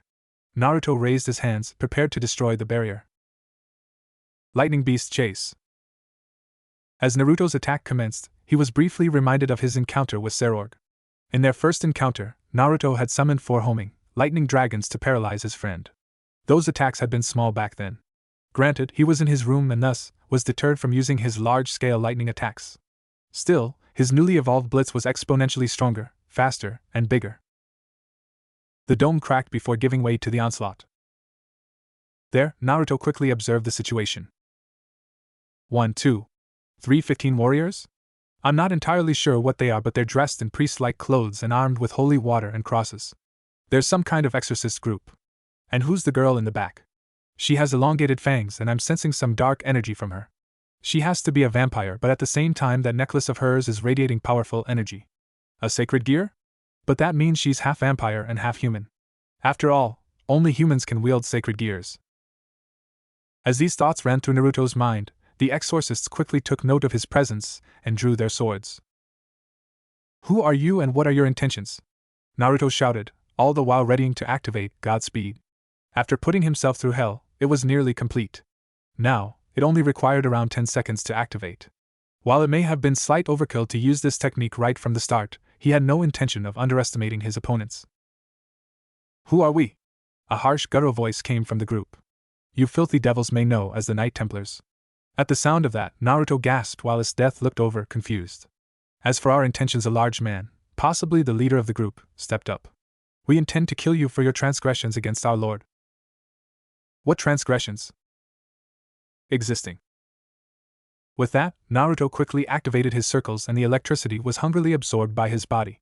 His death pushed them back with an icy gale, and from the ground, vicious-looking ice spikes erupted, intending to impale the self-proclaimed Templars. 9-10. A quick burst of blue-white aura pushed both friend and foe back. Naruto's hair was no longer red, as the increasing amounts of voltage changed his appearance. No longer a redhead, his hair was seemingly transparent with blue flickers lining the sides of each strand. His veins, while still red, glowed ethereally from time to time. "They're well trained," Naruto noted. "To avoid Estetha's attacks is no small feat, however. We'll see if they can match my speed." They couldn't. Voltage crackled all around them as Naruto seemingly disappeared and reappeared in front of the leader. With a mighty punch, the so-called leader was sent flying and tumbling to the ground. Supported by Estetha's icicles and spears, the rest of the soldiers were easy pickings. Naruto rushed from enemy to enemy, landing a barrage of punches and kicks that couldn't be avoided, never mind seen. The damper wasn't just sitting and twiddling her thumbs, as she displayed her inhuman strength. Punching one of the soldiers, with a sickening crack, his jaw snapped and, like his leader, was sent elsewhere. With the battle finished, Naruto and his death visibly relaxed, leaving a chance for the still-alive leader. Sword in hand, the man lunged for a cheap shot from Naruto's behind, seeing an opportunity to bring him down. Unbeknownst to him, Naruto sensed his ill intentions from a mile away. Leaning to the side easily, the man could only let momentum take its course. He was now parallel to the ground and left open to a counterattack. The leader could only pray that his lord would save him. Unfortunately for him, Naruto did not pull any punches, something his death found out the hard way. Naruto brought his lightning-infused elbow into his spine, and it snapped like a twig. Naruto dusted off his hands and thought about what to do. Well, more information never hurts anybody, so. At this, his death perked up. He looked over at her, and could only cringe at her bloodthirsty grin and sadistic appearance. Never in a million years could he have guessed that the blue-haired girl he took in as a peerage member enjoyed seeing others in pain. At least she did her job well. "Secure him," Naruto commanded, and his death was happy to comply. She quickly bound the groaning leader's hands and legs while Naruto walked over to the now brooding damper. "What do you want?" A cold, arrogant voice cut Naruto off before he could even speak. "Look, you heard the man. He wants to exterminate all supernatural creatures, leaving only humans. It's in our best interest to work together, so how about it?" Naruto proposed. She glanced at him suspiciously before inquiring, "How am I supposed to trust you?" Naruto was now frustrated. He was hungry and strained after the prolonged use of Godspeed. What he needed right now was a nice, hot meal and a bed to sleep on. "Then we'll talk here." He threw his hands up. "I need information quickly." If the man was serious about them being Templars, the situation might be worse than I thought. She continued to look at him, eyeing him with caution before sighing. "Fine. What do you want to know?" "Name, why they were chasing you, and why you hate them so much." The damper looked at him strangely before answering, "Mocha Akashiya. They chased me because I'm a damper. They said something about me blurring the lines between humanity and yukai. As for why I hate them," she scoffed, "they were trying to kill me. Do I need a better reason?" Naruto thought over her answers. So she was a damper. But something didn't sit right with him. "No," he answered, "but I see something in your eyes. A wave of deep, smoldering anger that's begging to be released. You truly hate them, not just because they tried killing you. You hold some kind of grudge against them because of something they did." Mocha's face darkened, only confirming his suspicions. "What did they do?" She haughtily threw her silver hair back and stared at him with her blood-red eyes. "Maybe I like hurting them, like that girl over there." He looked over to his death, and saw her laughing while snapping his fingers one by one. She couldn't hold her inner nature back and started her session early. Not that Naruto minded. They were on a tight schedule and time was something they did not have.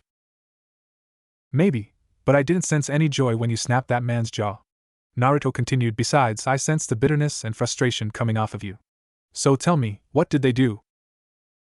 Mocha remained silent, visibly disturbed with Naruto's accurate deduction.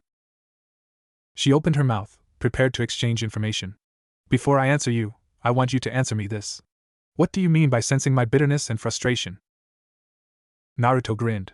I have no idea. To this, Mocha could only facepalm. It was the truth.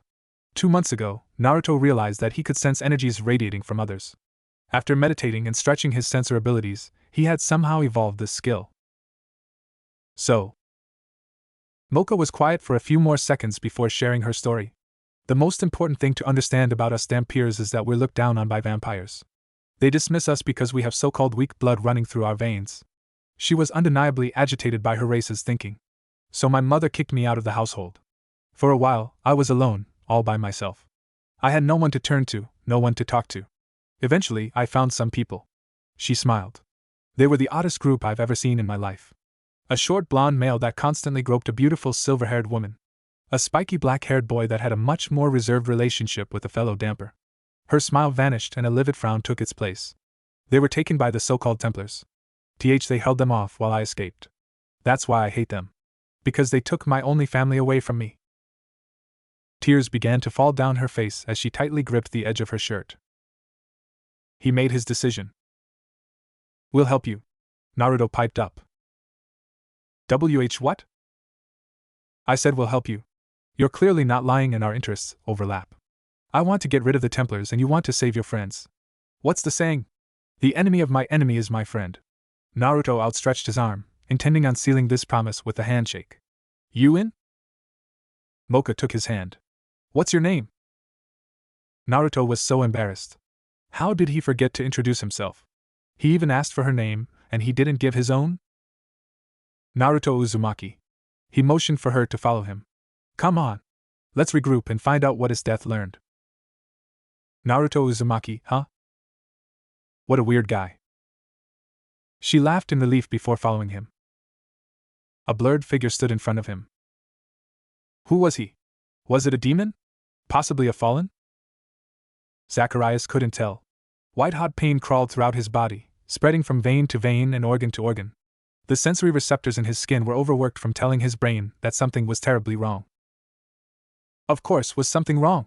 Even if he couldn't feel the needle-like agony piercing his very soul, he could still see that his body was deformed beyond recognition. Where his fingers once were remained bloody stumps that were wrapped with gauze to stop blood loss. His toenails were viciously ripped out, and the sensitive tissue underneath the keratin was sprayed with salt. The plasma cells and platelets that made up the bare essential known as blood steadily leaked out of his body. In short, the blue-haired girl really did a number on him. He had no idea who trained her in the art of torture, but she was clearly an expert. She knew all the non-lethal places to break or stab and made sure that he didn't lose too much blood. He had begged her to kill him and let death take him away with her sweet embrace, but she dismissed him like trash. No, he was worse than trash. After all, he gave up valuable information that would prove to be useful in what he assumed to be their attempt to bring the Templars down. Geez, is death really went overboard with you? The figure exclaimed, visibly horrified at her work. Not that Zacharias could see his expression. Then, everything went black.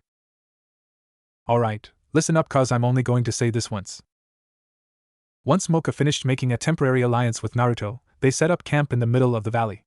Naruto had placed several barrier spells along with a system that would detect and alert them of any trespassers. Even with the intricate security system, they agreed upon taking shifts. Death was kind enough to gather some intel, so I think I have a working theory about this organization. Naruto tapped his chin and double-checked to see if he had the girl's attention. Thankfully, Death knew when the situation was serious and Mocha was dead set on getting her friends back. Good. When they first uttered Templars, my mind flashed to a large organization of devout Christians during the medieval era. Historical accounts described them as fierce fighters and near fanatics for Christianity and God. Naruto winced at the quick, sharp pain at the utterance of his name, and his death did the same. Ultimately, they were brought down and dissolved, but few speculated that the organization went underground and remained in existence. Whether these speculations are true or not, the fact that there's a group of rogue exorcists out there kidnapping yokai presents a pretty big concern. Naruto took a deep breath. This next news would definitely hit Mocha hard. With his deathless ministrations, the leader I took down, known as Zacharias, admitted that the organization was planning something big. This something, I'm afraid, might involve your friends, Mocha. Mocha, who was silent this whole time, shot up on her feet. What do you mean? She was trembling in fear of her friends' fates. I can't assume what these Templars are planning, but it's possible that they're preparing to harness the power of the various yokai they've captured. Again, I don't know for sure, but I do know this. We'll stop whatever it is and we'll get your friends. I gave you my word that I would, and I'm not one to go back on promises. Naruto promised, with a confident, cheerful visage. Mocha took a deep breath before sitting back down and thanking him. Mere words shouldn't be able to calm her down at this stage, but the confidence and sunny aura coming off of him were infectious. Right now, our priority is finding out where the space is. To do that, we should spread out in different directions and we'll flare our supernatural power. With this Templar group out of commission, they'll eventually send another group to investigate. Each group should be able to sense the supernatural powers we'll be releasing. Once that happens, we'll take them out and gather more information. Naruto made a circular motion in the air with his finger, and it solidified into a silver-plated circle with the Gremry symbol imprinted in the middle. He handed one to Mocha before repeating the process and giving one to his death. With these, we'll be able to know where each of us at all times. If you notice a group of Templars or anything that even resembles them, send a pulse of your magic through it, and we'll know you're in trouble. We'll teleport right away and assist in taking them. Got it? Both girls nodded. Once we find out where their base is, we'll take the clothing of the fallen Templars and infiltrate the said base. From there on, we'll stick together and search for Mocha's friends. While splitting up would allow us to cover more ground, we need to maintain our cover of being in the same group. Besides, there might be stronger enemies in their lair. They unanimously agreed with his rationale. Well, I'll take first watch, so you girls G. Mocha cut into his announcement, I'll take first watch. Being a damper, I don't need too much sleep in the first place. Naruto nodded, then I'll take second watch and his death will take third. His death silently agreed but pulled Naruto over quickly for a chat. Naruto, I don't know about you, but I have this weird feeling to get out of here. This whole place is just unsettling to say the least. She warned. Naruto furrowed his brow. I'm not sure if I feel the same, and even if you're right, we're moving away from this place anyways. His death bit her lip before looking at him and stalking towards her respective tent. The night was unusually silent and thankfully held no disturbances, allowing for a peaceful sleep. Once the sun began to rise, the three determined allies set off in different directions. Naruto was heading to the human civilization and thus, a more urban environment, while his death and Mocha would remain in nature. Now separated, in an unspoken signal, they simultaneously released their power for a few seconds before deactivating it. Hopefully, if it went as planned, they would find Mocha's friends, stop whatever they were planning, and get the hell out of there. Of course, that was only if that would be the case if everything went their way. Near the two devils and dampers starting point, and deep underground lied a complex system of tunnels and the subterranean passages. Past the various Templars stationed at the mouth of each underpass sat a man on his throne, thinking about the three faint auras he had felt. Next to him laid a blue broadsword with a golden edge and guard on the side of the handle. Deviating from the straight, double-edged blade, it was uniquely shaped and equally destructive. Even now, without its owner's touch, there was a dangerous hum from the almost sentient sword that craved destruction. The very space-time fabric seemed to give it a wide berth. It was perfect for the leader of Templars, a man that yearned for the extinction of all yokai. He sat there and exhaled a cloud of smoke that slowly drifted its way to the ceiling before dissipating in the air. It was a dangerous habit he picked up, but it was relaxing, almost therapeutic to feel the cancerous fumes go down his throat and then diffuse throughout his lungs. It was quite a paradoxical thought, to like something so detrimental to one's health. While he detested being in the same presence of any inhuman creature, experimenting on them was a whole another story. After all, his newest test subjects were so interesting. The blonde-haired half-devil possessed a unique sacred gear that worked hand in hand with his anger, and used his wrath to produce potent darkness. Though having only seen it in action for a small time produced mixed feelings. On one hand, he was quite sure that the short demonstration did not do the sacred gear justice. Like an onion having multiple layers, there were definitely more stages under the lackluster performance. On the other hand, he was 100% sure that the later stages would have prevented the capture of the group of four. At the very least, he would have suffered huge casualties before having to step in. 2 steps forward, 1 step back. The silver-haired fallen possessed twilight healing. Nothing unique about that sacred gear, but certainly rare and useful. While skilled in light manipulation, There was nothing outstanding about the woman, besides her beauty. The other couple was just as interesting. The damper in his possession didn't have a sacred gear, but it didn't diminish her strength either. She was skilled in illusions and hand-to-hand combat. Though, her capture gave him the opportunity to learn more about the physiology of dampiers, where to hit. The black-haired fellow was the catch of the day, and more than made up for the damper's lack of sacred gear. Not only was he fast, but he also possessed an equally unique sacred gear that manipulated gravity. It was powerful, and it took both members from the hero faction to take him down. He wasn't too sure how it worked, but it would change soon. An attendant quickly made his way to the throne room and knelt at his feet, visibly eager to share his news with the leader of Templars. Speak of the devil. My lord, we have finished extracting the sacred gear and have prepared accordingly for you to absorb it. He smiled cruelly as he imagined trumpets blaring, the angels smiling, and the heavenly choir singing about his heroic deeds. He imagined his brother cheering him on to exterminate the pests and prevent them from killing anyways. It was also a pretty good excuse for revenge. All that was left in his plans was to get the stupid little damper in his possession. He scowled fiercely. As he recalled her escape, the feeling of losing yet another rare sacred gear re-emerged. It was no matter though. He had her friends in his possession, and if his intel was right, she would be walking right into his hands. He'd even give her a slight push in the right direction. Tell the research and medical branch to start dissecting the two specimens. I want to know all their weak points and abilities you can extract from their bodies. Don't bother keeping them alive. I can always get more. He stood and stepped down the gray, polished steps. Don't touch the other two subjects yet. I want to see the blonde's full capabilities from a safe distance.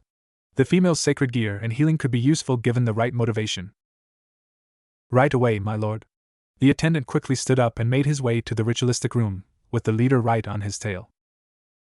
Gideus. That was what they called him. Though that wasn't his original name, as his parents had named him Megan upon birth, hoping that he would protect them from poverty, intruders, and serve as a shield for his brother from any threats. But he had failed to protect his brother from them, and thus chose himself to rid himself of the name Megan. No longer was he a protector, though he protected humans from yokai. No, that was just an added benefit. The day they all died was the day he was born anew. Like a phoenix rising from the ashes, Gideon stepped over the corpses of his family and arose as Gideon. In Hebrew, it meant destroyer, and he would just that. How fitting for the wielder of Durandal. Near the general area of where Naruto was located, a certain blonde-haired, green-eyed man dressed in priest clothes walked around jauntily, clearly in a good mood. The reason? He had made his latest conquest. It certainly wasn't meant in a sexual manner. After all, such a loyal member of the Vatican would never sink to indulge in the pleasures of sex. After all, sexuality had a singular, fundamental purpose of procreation. So unless he was interested in having children, he was to remain a virgin. No, what Giulio Gesualdo meant was tasting new cuisine. As a self-proclaimed food critic, he considered his duty of tasting various foods of utmost importance. Thus, he justified his dereliction of duty of taking a short detour from his mission to taste India's curry for that reason. For a strong exorcist and a possessor of the second strongest Longinus, he was surprisingly carefree and light-hearted. Larking around India cost at least a 2-week delay, showing Giulio as a careless, duty-shirking kind of person. But besides his unhealthy addiction to discovering and tasting unique food, Giulio was skilled in what he did. As of now, he was tasked with retrieving Durandal. Recently, the church had discovered a natural holy sword wielder in Zenobia. The destructive holy sword would be a perfect asset for the young genius. Thankfully, the church and its higher-ups hadn't left him high and dry. They had given him a sheath and told him that the closer he got to Durandal, the hotter it would get. Right now, it was scalding hot and thrumming in anticipation to envelope its counterpart. Giulio was positive that the sword was in the vicinity of this area, and his suspicions were confirmed when he felt 3 magical presences, one closer to him than the other 2. If the devils were in possession of the sword, he would have to destroy them, he grimly acknowledged. The future strongest exorcist would not fail. This environment was not in Naruto's liking. The air was a sharp decline in quality compared to the one he had been previously breathing in. He could feel the disgusting exhaust and fossil fuels making its way through his lungs, diffusing throughout his blood, and tainting its mark upon his body. He shuddered at the thought.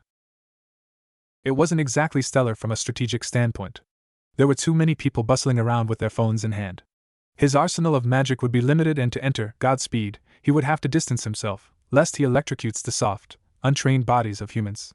He also had an inkling that the Templars, for all their talk of protecting humans, would not mind hitting them with stray blows, if it meant a better chance of killing him. While half-devil, Naruto was not a monster and wouldn't be able to idly stand by and let the passerby die if he could help it. Naruto stuck his hands in his pockets, occasionally flaring his power for the Templars to sense. Unfortunately, he attracted someone he thought was entirely unrelated to the situation. While passing by an alleyway, he heard a click and felt the cold barrel of what he assumed was a gun stick into his back. Naruto quickly stiffened and considered the possibilities of him escaping. He's skilled, he realized. Assuming he's not a regular thug looking for money, he managed to bypass my sensor abilities and sneak up on me. I can't risk teleporting away. Besides, it would take several seconds to cast and I'd be dead before then.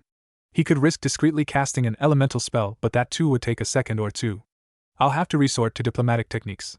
Man, how did this get so troublesome? Look, a lazy voice sighed. I don't particularly like killing devils and you're clearly not a stray, so just answer my questions and I'll be on my merry way. Naruto internally agreed. A Templar would have killed him immediately, so he was clearly an exorcist on a mission. Answering his questions was a fair trade for safety. The unknown figure pushed him into the alleyway and set up a barrier spell to prevent human interference, all while keeping his gun to Naruto's back. Do you know where the Holy Sword Durandal is? I'm afraid I don't. Why were you flaring your presence?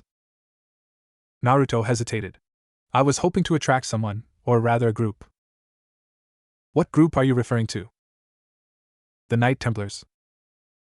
The gun barrel shook for a second before stabilizing. I don't know if you know, kid, but that order dissolved ages ago.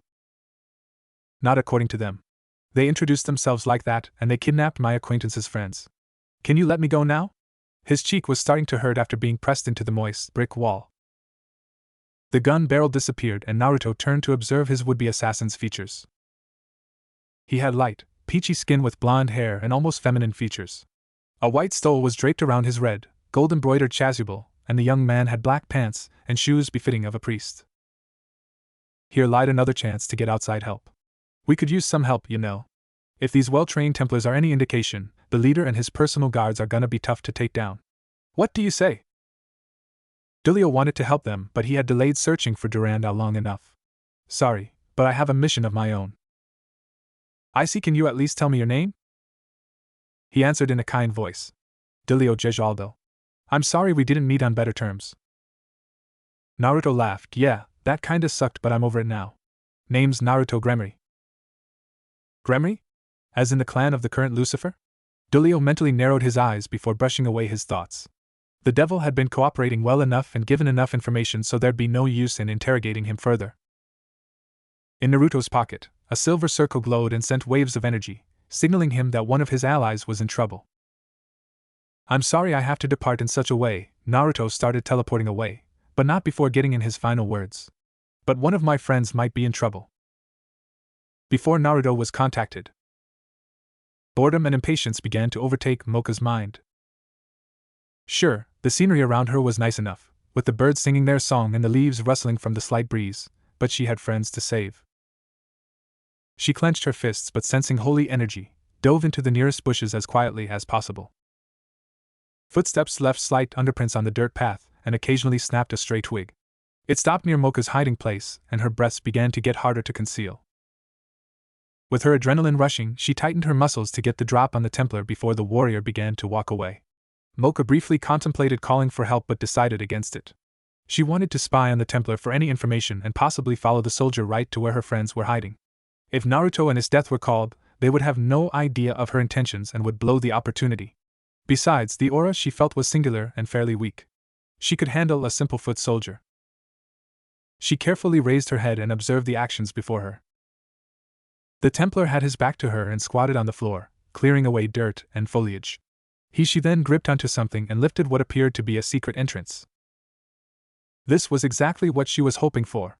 She was half tempted to knock the Templar out and jump right in, but quickly calmed herself. The chances of retrieving her friends would be much greater with help.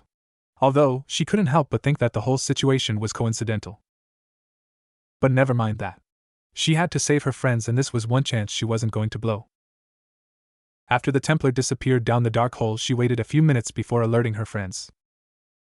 Naruto and his death emerged from thin air, hands raised and ready to deliver punishing blows. Unexpectedly, there were no Templars in the surrounding area. Upon seeing Mocha with her arms crossed and bouncing from foot to foot, they reluctantly lowered their guard but were still wary about the whole situation. Mocha? Naruto was expecting a number of Templars and Mocha embroiled in a fierce battle, but instead was greeted to a rather serene setting. Naruto, I have so many things to. Whoa, slow down. He put his hands up, now utterly puzzled with the circumstances. Shrugging his shoulders, he beckoned the damper to continue talking, but in a much calmer manner. Mocha was so excited and amped up with the recent information, but for her friend's sake, reined herself in. Reckless haste would only get herself and her newfound allies killed. She took in a deep breath before informing him of what happened. Naruto was conflicted once Mocha had finished. What was presented to them were two crossroads. Two choices they could make. The first choice was to seize the opportunity and strike while the iron was hot. From what he had seen, the Templars were certainly trained, but with the three of them covering each other's backs and his death there to buy him time to enter Godspeed, the possible skirmishes would be easy to deal with. Without wasting any time, they would be able to quickly infiltrate the base and rescue Mocha's friends. With that over, he and his death would be able to regroup with more information and have more opportunities to cripple and eventually bring down the faction. However, there were too many unknowns, too many X factors that could be pivotal in them getting out intact. First, the Templars they encountered didn't seem to be that high-ranking. After all their leader revealed was that the faction was planning something big. Other than that, he didn't pick up anything noteworthy. There was a good chance that what they encountered were just foot soldiers, the lowest of the low in the Templar organization. If that was the case, the opponents that lied ahead would be too much for them to handle. Second, this all seemed a tad bit convenient. He had no idea whether Mocha could conceal her presence, and if this indeed was set up, they would be walking right into the lion's den. He made his decision. Mocha, I know this might be hard for you to hear. What are you even talking about? Don't you even finish that damn sentence. Mocha shouted at him, this is a golden opportunity right here. Look, if you want to back out of the alliance like the coward you are, that's fine. Break your word and go run away with your little girlfriend. Me? I'm gonna save my friends. She scoffed, toying with Naruto's conviction of never going back on his promises. He gritted his teeth. He knew exactly what she was doing and he absolutely hated it. But not because it was an insult to his pride. He hated it because it was true. How could he be the strongest devil to ever exist, when he couldn't even keep a promise? Even with every fiber of his body yelling and blaring at him to turn back, he steeled himself. From a distance, his death looked on with amusement as if the events unfolding before her was a soap opera. She was curious about how Naruto would respond. Whatever he would do, she would follow his footsteps. It was the least she could do as a fellow comrade and friend. Without a noise, he pulled out 3 blood-stained clothing and threw it at them. Immediately, the meaty musk hit their nostrils and both gagged in sheer disgust. If that wasn't enough, he rolled over 2 silver helmets with a cross adorning the front. The mouth-gagging, lip-curling sour smell from the top of the inside was. Nope. It was better to not think about it. Mocha hastily put on the clothes, even though the pants were half a size too big, and his death did the same. Unlike the deceased warriors, his death had a slim, lithe body and the priest-like outfit hung baggily around her waistline.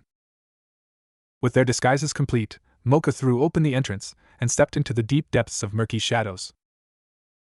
Naruto held out his arm, stopping his death from taking another step. I have a bad feeling, so just be on guard. I don't want you getting hurt. Is my king getting worried over his queen? She jested with a familiar cool undertone, making sure to emphasize the words king and queen. Naruto scowled and hurriedly followed Mocha. Excuse me for worrying for a friend. A soft chuckle chased Naruto's ears, and in the dark entrance, no one noticed the slightly flushed face. She thought she was so funny, didn't she? His death smirked before gracefully descending. A certain distance away, Gideus grinned at the sight of the dark, purple orb implanted in his chest. Beneath its swirling violet color was a power that complemented his fighting style perfectly. The full capabilities of the sacred gear weren't explored yet, but from the short test run, it attracted all living things right in front of him. From there, it was child's play to draw Durandal and cut down the enemies. It was now time for test run number 2. 10 Knight Templars surrounded him in a circle formation with their swords drawn. In an unspoken signal, they charged. What a foolish tactic, to charge towards a destructive holy sword wielder in possession of a sacred gear that specialized in bringing the fight close and personal. He quickly outstretched his hand and the orb whirred in response. With sounds of surprise and shock, the Templars were forcibly pulled off their feet towards Gideon, who grinned in anticipation. A powerful strike with Durandal was all it took to thin the crowd to half its population. Bodies were bisected at the waist and hot, sticky intestines spilled out onto the floor. A sickening thud sounded when the top half of the Templars kissed the cold, hard ground. The remaining men gulped and looked at Gideon with trepidation. Legs trembled and failed to hold their weight as they lost the will to fight. With dread and fear clouding their mind, they bowed ashamedly, with their heads pressed down. Gideon looked on with amusement before another foot soldier walked in on the training session. He could barely meet his leader's eyes and with teeth clacking and chattering, narrowly said, "My lord, I have done as why you asked? The dampers should be entering our base soon." Gideon looked up and he gulped before mustering his courage. "As you have asked, all 100 Templars have been recalled to the gathering room and have been relieved of watch duty." The smell of bodies was quickly getting to Gideon, so he briskly walked off to his throne room. As planned, the damper took the bait and would explore his base before finding her fellow friends, the blonde and the fallen. From there, he would allow the blonde to be freed and unlock his sacred gear. His Templars would then surround the Yukai, and there, Gideon would watch the unknown power in action roam the shadows. Once satisfied, he would send his weapon and the 2 hero faction warriors to clean up the exhausted monsters. Of course, the blonde would be spared for the sacred gear extraction. Gideon stopped in his tracks. What was the name of his current sacred gear anyways? Right, the childish head of the research branch had called it Ominous Nebula. How he wished to test it in a real battle. The tension was thick in the air as the group of 3 marched through the dark corridor. When Naruto stepped down the stairs, he was expecting to see guards stationed nearby. Instead, the passage was eerily empty, filled with the soft sounds of their footsteps. This fact was observed by Naruto, and the fear of this being a trap only gnawed away at the pit of his gut. As far as he could see, the passageway only branched straight ahead. There were few sources of light, and the coal-colored walls closing on their sides did nothing to ease their nerves. The very floor they were walking on seemed to leech the tinge of life off their faces. After walking for what it seemed to be hours, they finally saw 3 paths forking off in different directions. To Mocha's and the Devil's interest, yells of outrage and grief drifted from the path on their left. Peeking around the corner, they caught view of a thick, iron door barring anyone without proper clearance from entering. Naruto glanced at the other 2 paths, to only see nothing in the far distance. Being a devil, Naruto and his death both possessed night vision and enhanced eyesight. That being said, they still couldn't see what the 2 paths led to. The path to the left at least showed a door, and while Naruto would avoid sounds of distress, noises like that usually signaled the presence of enemy deep down, Naruto was a sucker for doing something called the right thing. For all he knew, there could be those accursed Templars and they're torturing something in that room. Besides, there was a pretty high probability that Mocha's friends were in there. Speaking of Mocha, she seemed like she was all in for charging through the door, and once Naruto gave a slight incline of his neck, she rushed towards the entrance and kicked it with all her might. While the door was indeed mighty, as it was made out of tempered steel, the Templars had mistakenly left the old, flawed hinges intact. With a mighty crack, the door flew from the impact of the damper's foot, and Naruto saw what appeared to be a prison. The Templars did not put much effort into keeping the cells clean enough to reside in. If anything, they went out of their way to make the living conditions as inhumane as possible. The bars of each cell were crusted with some kind of black fungi. Naruto had no idea what it was, nor did he want to know. The ground seemed to be soaked with urine, and the stench of feces made Naruto gag. As they passed the cell of each Ichikai, they looked at him with pleading eyes and begged for freedom. Others were not so subtle, and with the Templars gone, yelled and shouted at the 3 to let them loose. Mocha gasped and hurried to one of the cells with hope and relief shining bright as the sun in her eyes. Finally, after years of protecting and sheltering her, she was able to protect and save them for once. Meliodas! Elizabeth! Naruto immediately spotted the people Mocha was shouting at. From the sea of imprisoned, suffering Yukai, these 2 stood out to him, even with mud and their blood staining and nearly making their faces unrecognizable. With a back to the wall, a boy with messy blonde hair was sitting on the unhygienic ground. His emerald green eyes glimmered with recognition as he caught sight of the silver-haired damper. His normally crisp, white button-front shirt was stained red and brown. A shredded black vest hung limply around his shoulders and a red tie was wrapped around his arm, preventing some sort of wound from bleeding out. On his lap was a silver-haired, slender woman, and her dark black wings were out on full display. Despite initially being asleep, upon hearing Mocha's shout, her eyelids slowly rose, revealing kind blue eyes. Thankfully, her clothes, while dirty, covered her lady parts and helped her keep her modesty. The now identified Meliodas pushed himself up and grinned proudly at Mocha. "I knew you'd come for us. You even brought friends." His green eyes moved to Naruto and his death. Without any hesitation, Mocha ripped the iron bars with her bare hands like it was wet paper, effectively setting the couple free. She rushed to them and immediately knelt to look over Meliodas' wounds. "Are you okay? Do you have any wounds? I was so scared they killed you." Mocha sobbed and hugged the short blonde. Meliodas' eyes hardened. "Yeah, we weren't touched, but some guy took away Zeldris and Gelda while saying something about experiments. We need to hurry, they might have done something to them." Unconsciously, he tried flaring his demonic power, but it was effectively suppressed by his cuffs, something Naruto noted. "Those restraints are keeping your powers in check?" Naruto narrowed his eyes and walked next to Mocha. "There should be some kind of key to unlock them, but there are no soldiers around. Let me try something." The redhead raised his hands and a set of blue runes appeared on the cuffs before flickering away. TCH. Naruto shook his head in frustration. "The cuffs are resistant to magic as well. The only way you're getting out of those cuffs is with a key." Meliodas softly smiled. "That's alright. I wasn't expecting things to be so easy. The people who took us prisoner had everything planned. They took us by surprise with an ambush and attacked us when we were vulnerable. They're professionals." He hugged the fallen closer to his chest and asked, "Can you give us your name?" Naruto's eyes twinkled with mirth. Even with the prisoners suffering all around them, he couldn't help but smile back. The blonde's happiness was infectious. "Naruto Gremory, at your service." He extended his hand for a handshake and Meliodas took it. "Meliodas. No last name. I grew up as an orphan. The one laying on my lap is Elizabeth. I hope you don't have any problems with her being a fallen angel." He looked at Naruto and silently threatened him to speak out against him. The crimson-haired devil couldn't help but relate to the experience of growing up alone.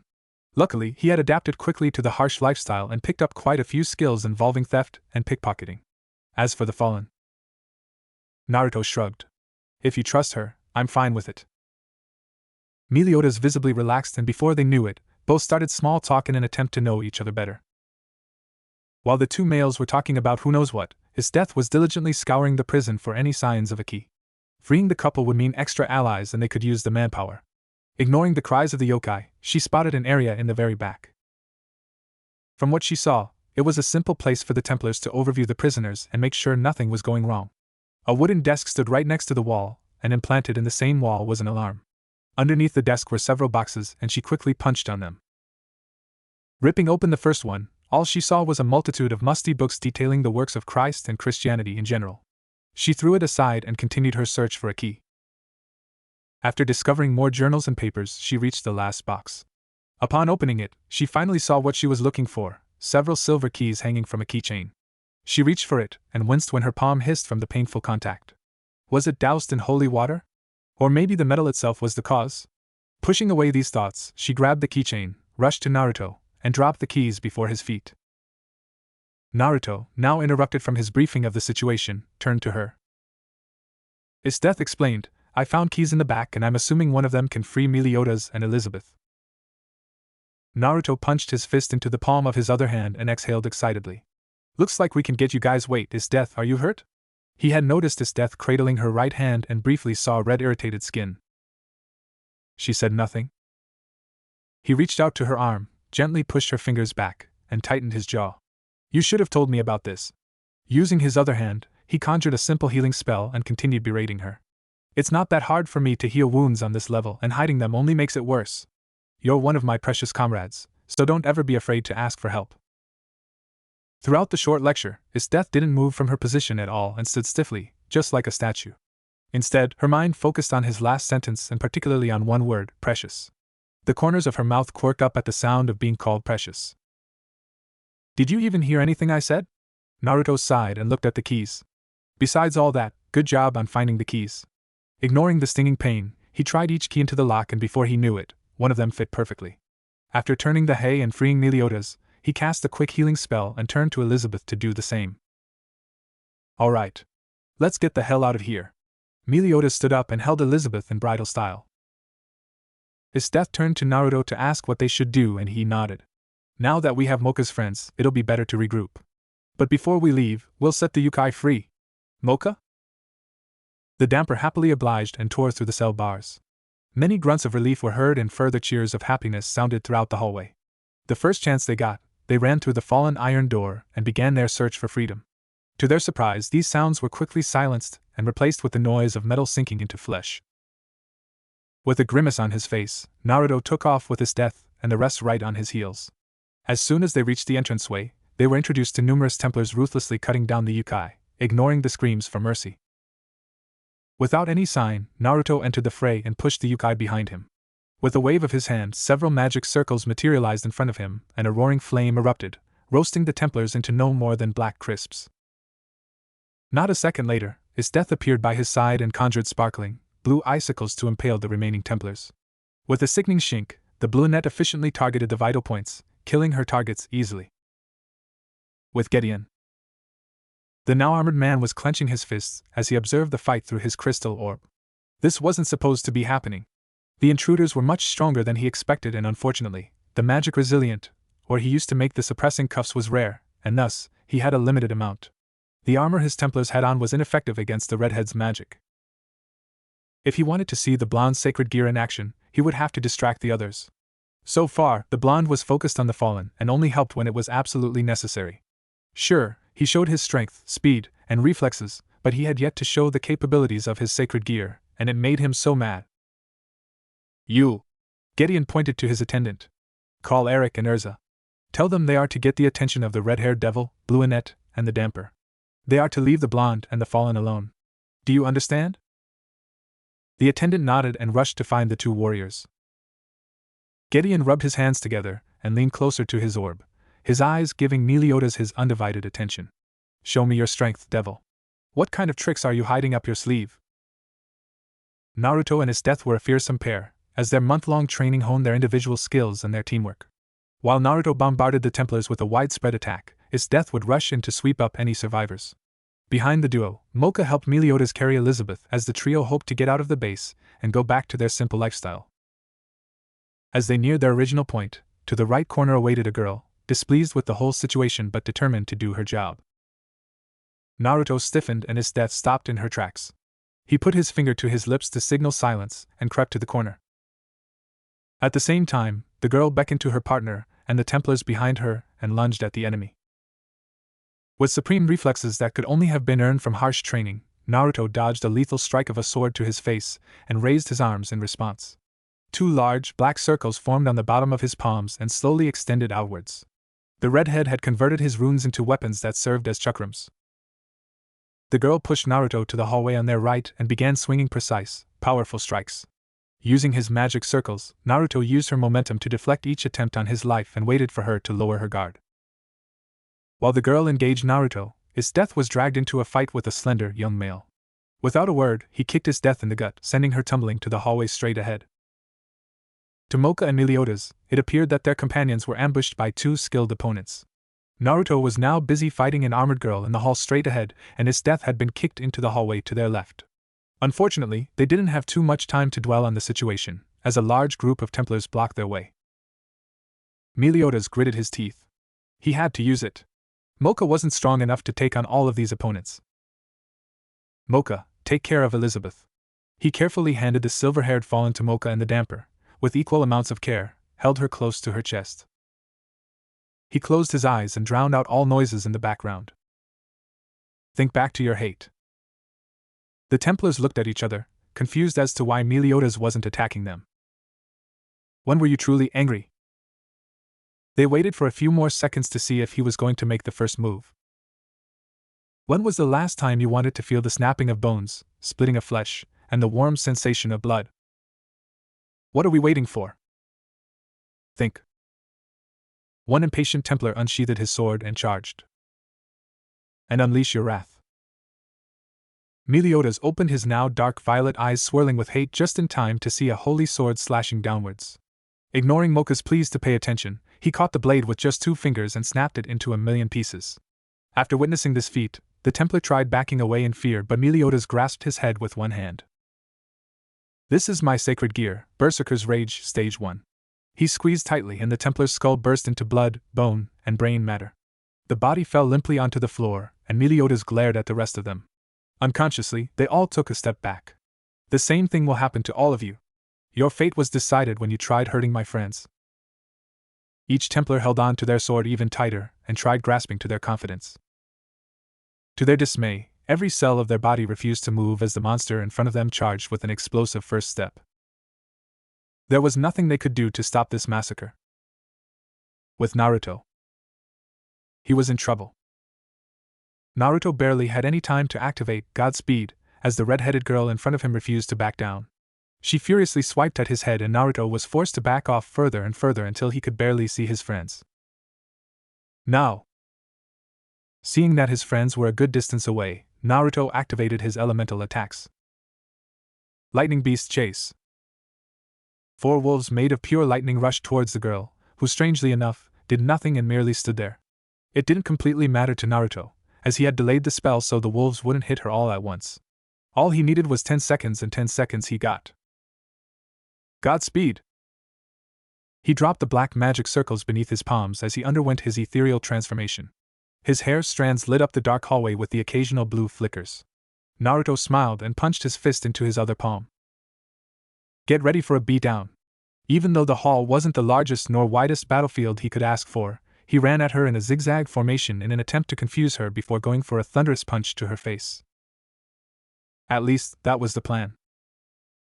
As soon as Naruto left the ground to punch the girl, she demonstrated her flexibility by stretching backwards and completely evading his strike. Still in the air, Naruto was vulnerable to an attack and she tried to capitalize on that. A vicious sword strike nearly bisected Naruto at the waist, but he slammed his 2 hands on the flat part of the blade, trapping the weapon. Naruto came down hard on the ground and he lessened the impact by rolling several times. While he was now closer to his friends, he was still confused. His opponent had enough speed to dodge his attack? Who are you? The redhead pointed her sword to Naruto and bent her knees, ready to take off to face her opponent. I am Urza Scarlet, second in command of the Templars. I am merely a weapon, a tool for my master to use. Naruto's sweat dropped. What kind of mentality is that? Without answering, Urza charged at Naruto and thrust her sword in an attempt to pierce him straight through his chest. Still in Godspeed, Naruto dodged each strike and quickly searched for any openings. There. He ducked under a particularly ferocious strike and thrust his hand out. A fiery magic circle appeared and a flaming bullet hit her right in her armored chest. The small-scale explosion pushed her back and a black cloud partially filled the hallway. I had to minimize the amount of magic I put into that. If I made it any bigger, I'd be caught in the explosion as well. However, that attack isn't exactly a pushover and at the very least should have damaged her armor. What? After Urza stepped through the clouds of ash, she revealed her unblemished armor. There were few gray smudges of soot on her cheeks but otherwise she was unharmed. Naruto narrowed his eyes. Is her armor that strong? Was it specifically made to protect her against fire attacks? Wait. My lightning attack from earlier did nothing either.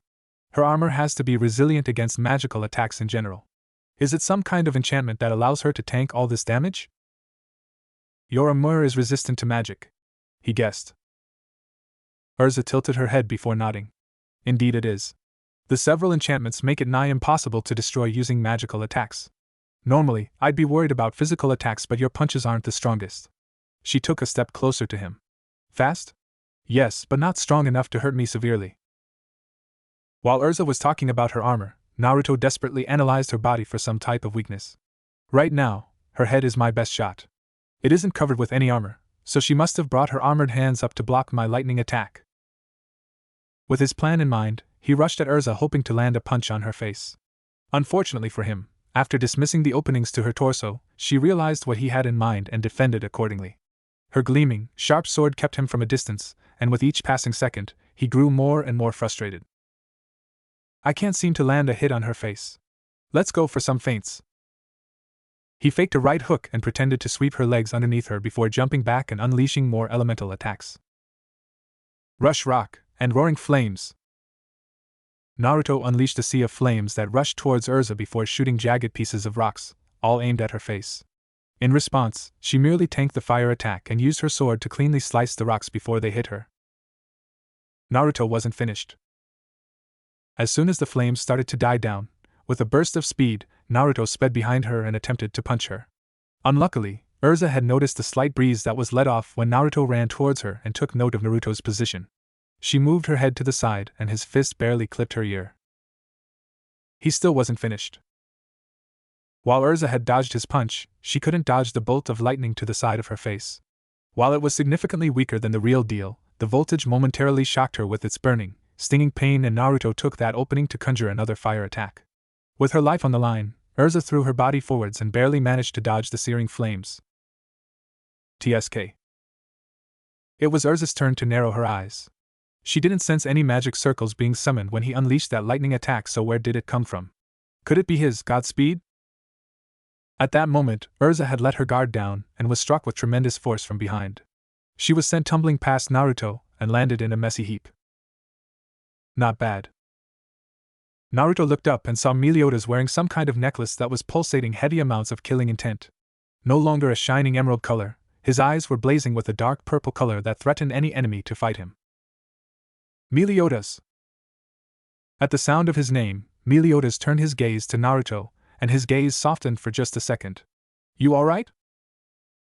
I'm fine. Physically, he wasn't too roughed up. His pride, on the other hand? Shattered. He had thought his Godspeed would give him the edge over her, but she had obtained the same speed through natural means, or at least the ability to fight him off in that mode. Meliodas, on the other hand, made it look so easy. With a single punch, he sent Urza flying. It pissed him off. And his death? Meliodas turned around. Time to back her up. Somewhere in the base. Gideon smiled. What he just witnessed was vastly impressive. This so-called Meliodas had taken his Templars with ease, and the ill intent his sacred gear was, quite frankly, terrifying. He was able to observe several changes in Meliodas's body, but his Templars were just too weak. They wouldn't be able to push him to show all his cards. Sometimes you just had to get your hands dirty. Gideon grabbed Durandal and made his way to intercept his test subjects. Above ground, Dulio was panicking. He had felt the killing internet from a mile away. What was it? Were there devils around killing humans? Was it a stray? Maybe the boy he met earlier? He needed answers, and he needed them fast. Sure, he had a top-secret mission to find Durandal, but that didn't mean he could let innocents get killed, not when he could actually do something. No amount of human lives were worth finding Durandal faster. That was one of the first things the church had taught him. God had created men and women in his image, and thus, every human life was precious. Life wasn't just something you could play around with, it was something to be cherished and cared for. Durandal could wait. He needed to find the source of this killing intent. With his death, a slender, young man had managed to get the drop on his death, but luckily, she had managed to protect her vital points and avoided major damage. My name is Nathan of the Hero faction. I shall be your opponent. He drew a short holy sword and charged at his death. While not a master in wielding swords, his death wasn't a complete novice and knew a couple of tricks. Her opponent came at her ferociously and they met in the middle, his death with a sword made from ice and Nathan with his holy sword. Still locked in the middle, his death chose to back down slightly and sent a wave of icicles at him as a distraction. While he was busy cutting each ice shard into pieces, she focused all her power into the ground in front of her for a frontal attack. Arctic Wonderland. With her prodigal control over ice, the Bluenet had managed to cover every surface in front of her into ice. The ground was now slippery and extremely treacherous to tread on. The walls weren't spared either and were frozen over as well. Nathan slowly looked around him and prepared to fight once more. He widened his eyes when he saw more icicles incoming. Even slipping and having terrible footing, he showed his exceptional swordsmanship by cutting them down. TCH. His death narrowed her eyes and her sadistic side started to influence her mind. Let's see how long you can last. Pillars erupted from the side of Nathan, and he had to drop his sword to grasp both pillars, stopping them from crushing him. However, he was now seemingly unable to move and defend himself. His death tilted her head. Try getting out of this one. Even more icicles flew towards Nathan, but to his death's dismay, he was not cut down. Instead, his sword he had dropped was now levitating and cut into each icicle. Telekinesis? Is this his sacred gear? Before she had time to test her theory out, Meliodas and Naruto had come to back her up. Thrusting his finger, Naruto unleashed a bolt of lightning and Meliodas swiped his hand through the air, summoning a mysterious, yet ominous purple flame that slowly consumed the ice. Are you okay? Naruto asked and got ready to heal her, in case she was injured anywhere. She huffed. Thanks, but I had things under control here. Well, what are we waiting for? Both Naruto and his death looked to Meliodas, Let's get the hell out of here. I'm afraid I'm going to have to stop you right there. A brown-haired man with an athletic build walked towards their direction and stopped a distance away. His silver armor covered his chest and legs but did nothing to shield his arms. In one hand, he held a blue, gold-coated holy sword and the other grasped a Spartan-style helmet. He stabbed the sword into the ground and it promptly created a crater 3 feet wide. The man was seemingly unfazed by the destructiveness of his sword. Oops. I'm sorry for that. My sword is unusually excited today. He placed his helmet over his head and stared at them. My name is Gideon and right now, you're my test subjects. Meliodas snarled as soon as his boiling, purple eyes caught sight of the man in front of them. You're the ones that took Zeldris and Gelda. What the hell did you do to them? Meliodas was now emanating an aura of death that slightly ruptured and cracked the ground he was standing above. Gideon ignored him and merely gave his holy sword a couple of practice swings. Zeldris and Gelda? I'm assuming you're referring to the black-haired half-devil and the damper? Meliodas nodded as he and Mocha both listened tentatively. Man, oh man! I haven't had a good fight in a while, so I'm hoping you'll give one to me. The Templar leader promptly deflected the question and instead focused on Naruto. Your hair. What of it? Naruto snapped irritably, slightly vexed by the gap of skill and power between him and Meliodas. Gideon hummed. It reminded me of two things. When I first saw your crimson color, I thought of the Gremry clan. Who wouldn't? Such a filthy group of devils yet blessed with such destructive powers. He stopped swinging his sword and held the blade by his side. Then I remembered the other clan, the Uzumaki clan. Their legendary power was indeed commendable, but their calling card was their bright red hair. It's a travesty that such a prominent devil clan bears much resemblance to the legendary group of humans. On the outside, Naruto appeared calm and only gave the slightest twitch at the mention of his unused surname. On the inside, however, existed a burning turmoil, one that blazed with curiosity, pride, and anger. While it was true Naruto wasn't too fond of Venelana or Rias, after living for a number of years in the Gremry household, it was natural that he developed some sense of pride in the Gremry name. To have a man praise the Uzumakis to such high lengths but degrade the Gremrys with harsh, biting words led to Naruto having a mixed sense of pride and hate. Yet nothing was greater than his newfound curiosity. For years, he was not told of the significance of the Uzumakis, and suddenly, here was a man that had such knowledge. Venelana was in charge of my education and there was nothing about the Uzumakis in our library, so I assumed Venelana is the reason for that. But I've asked Serorg about my surname, and he was equally ignorant as I was. This is my best chance for information. The Uzumakis? Where do they reside? And what power are you referring to? Naruto asked, hoping that his enemy would shed some light on the matter. Gideon laughed. Hoping to wipe them out before they make a move against you. How fitting for a lowly devil like you. Naruto clenched his fists and tried his best to ignore the derogatory comments. Don't you worry. As much as it pains me to say it, the Uzumakis were wiped out years ago. No one knows how or why, but they don't exist. Where they lived? Gideon scoffed. It won't matter. They had powerful barrier spells that even gods couldn't penetrate. Its power still hasn't diminished to this day, and only one with Uzumaki blood could even hope to enter. At this point, Gideon's eyes glazed over as he reminisced over his memories. I've been to their home before, or at least their entrance. To the east of Japan lies a string of 3 uninhabited islands, one of which contains the gateway to Yuzushiogakure, the village hidden by whirling tides, and boy, is it guarded well. He laughed joyfully as if the tension and killing intent wasn't in the air. It was quite disturbing, in Naruto's mind. After searching for a couple of weeks I found that there was a stone statue near the bottom too. One island is pretty normal, it's got animals, trees, and a stable ecosystem. The other? He shook his head. It's completely barren. You'd better off calling it a really big piece of rock because there are no trees, animals. Nothing. Gideon leaned closer as if he was telling a secret, which he essentially was.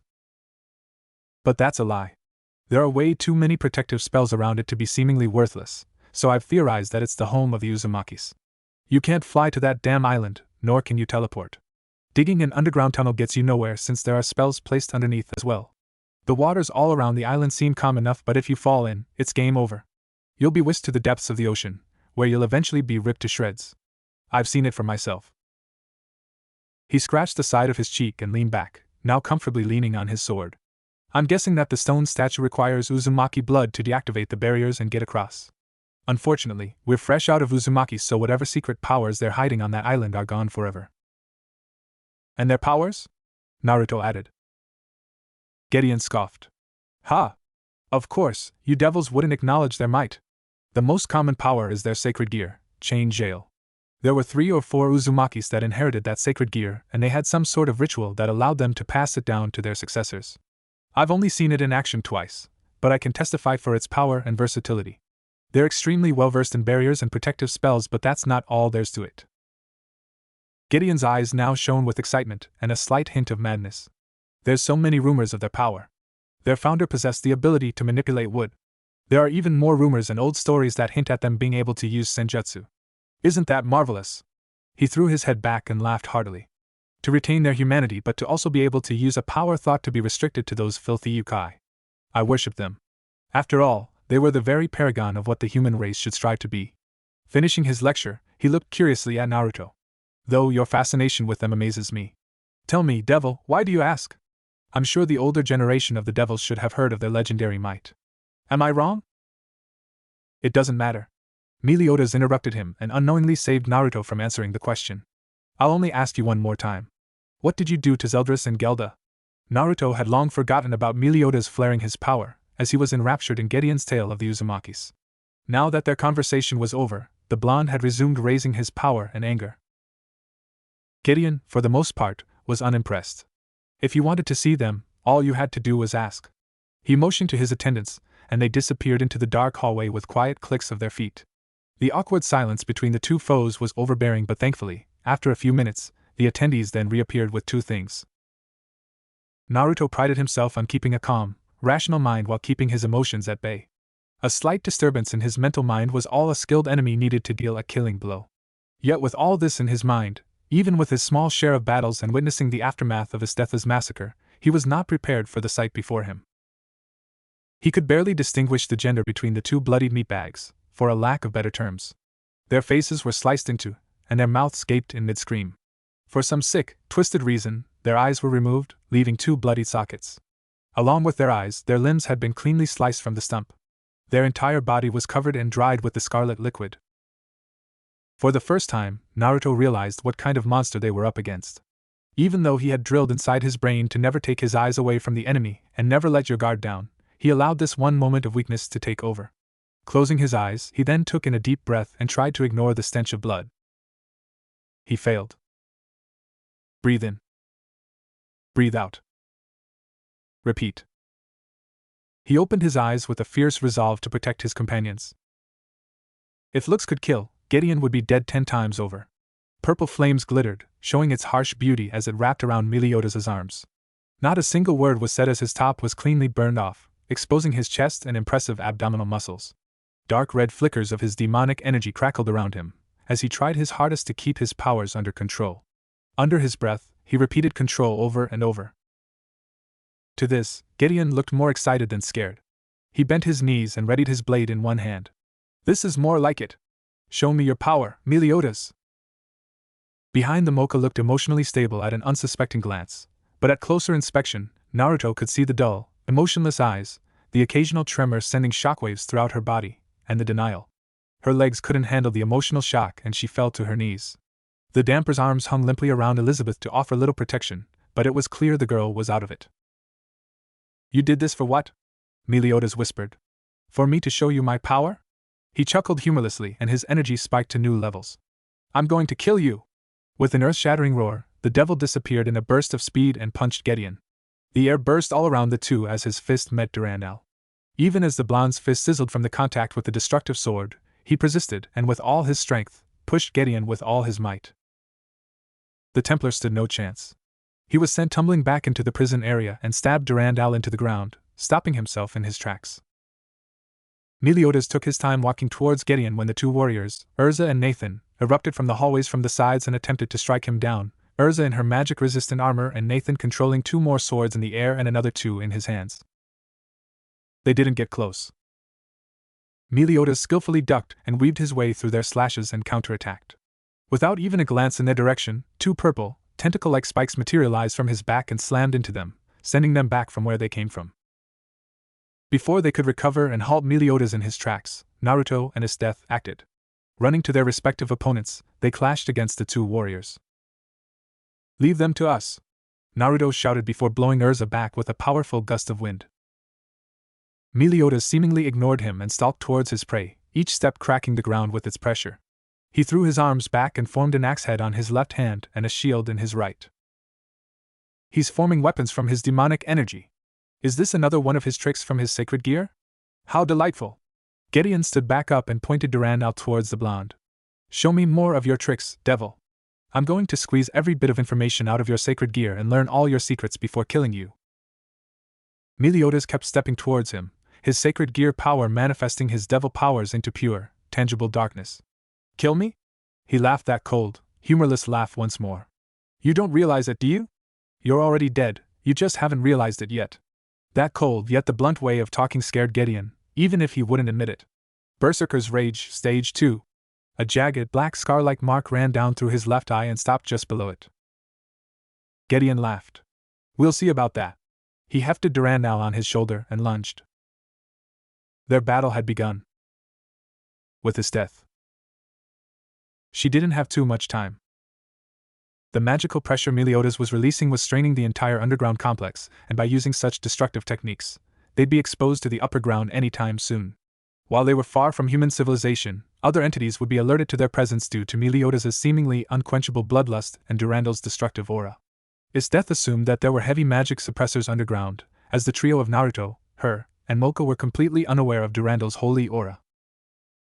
With a quick burst of her magic, she formed an ice dome that briefly held off Nathan, creating a window for her to come up with a plan. The problem was the lack of intel. She had no idea how Nathan's powers worked. She caught a brief glimpse of him controlling 2 swords without any limbs. Was it telekinesis? If it was, why wasn't he controlling anything else? There was plenty of rubble he could use as a distraction.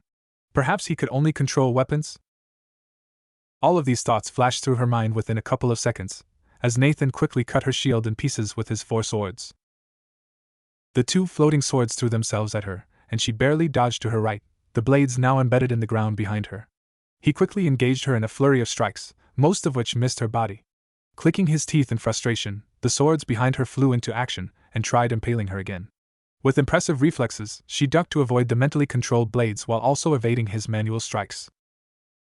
Breathing heavily, she threw herself backward and bombarded him with hardened ice spheres.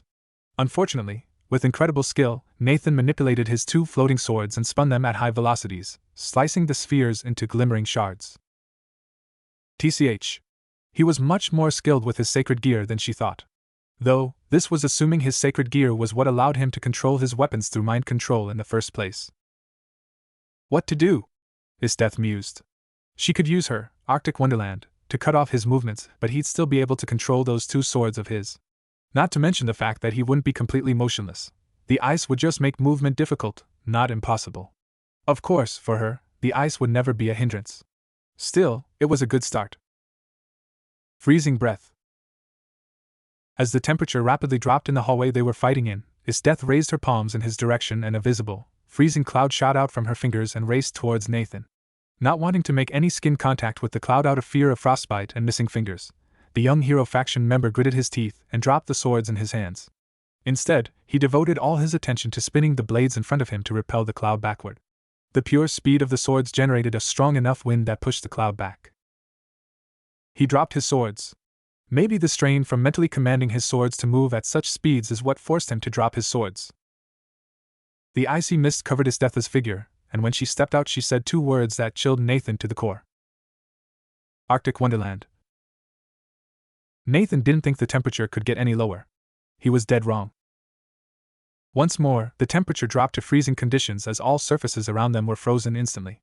Grudgingly picking up his swords, he braced himself for any attacks. Shink. He narrowed his eyes as he watched Isdeth draw a shining rapier from inside her clothing. She charged right at him, her legs seemingly disregarding the slippery floor. Right before she reached him, 2 spears of medium thickness erupted from the sides of the wall, and if not for his training, would have impaled him through the sides. Due to unfavorable circumstances, Nathan nearly slipped when moving back to avoid the spears, which now jutted towards the walls in an X formation. Meanwhile, Isdeth slid under the 2 spears and swung her rapier to her left, aiming at his legs, which was promptly blocked by one of his levitating swords. Not letting that faze her, she athletically jumped while slashing upwards. Again, her attempt in grievously harming him was thwarted. Still, Her training with Naruto had taught her to keep moving and adapting to her situation. To Nathan's surprise, she dropped her rapier, leaving one of his swords nothing to hold off. With a great deal of concentration, she formed an ice blade from nothing and swung, hoping to bisect him, an action that distracted another one of his levitating swords. While that was happening, ice spikes quickly branched from the twin ice spears and moved to impale him in the chest and head, forcing him to block both spikes with his two swords. His death moved to trap her opponent and shot another, freezing breath, at his legs. Checkmate. While Nathan was trained well by his mentors, he was not capable of fighting off so many attacks at once. With him holding off various attacks, he did not have the sheer mental capacity to spin his sword in an attempt to blow away the freezing cloud. As a result, his lower limbs were promptly frozen. Nathan screamed in agony, and while his concentration wavered, she snatched up her rapier and shoved it right through his chest. Blood dribbled from his mouth, but despite the unfavorable situation he was in, he smiled. His death widened her eyes and watched as her rapier quickly pulled itself out and stabbed her in the chest. At least, that was what Nathan thought was going to happen. With a loud clink, the rapier snapped in half as it attempted to pierce Death's heart. Instead of the soft flesh the blade was supposed to find, in its place was hardened ice. "Not bad," Death commented. "You had me by surprise there. I'm assuming sacred gear allows you to control weapons that make contact with your blood?" He nodded weakly. "Too bad for you. I make it a tradition to cover my entire body in protective ice before fighting. While thin and colorless, it's certainly powerful, and it'll take much more than a single rapier thrust to break it."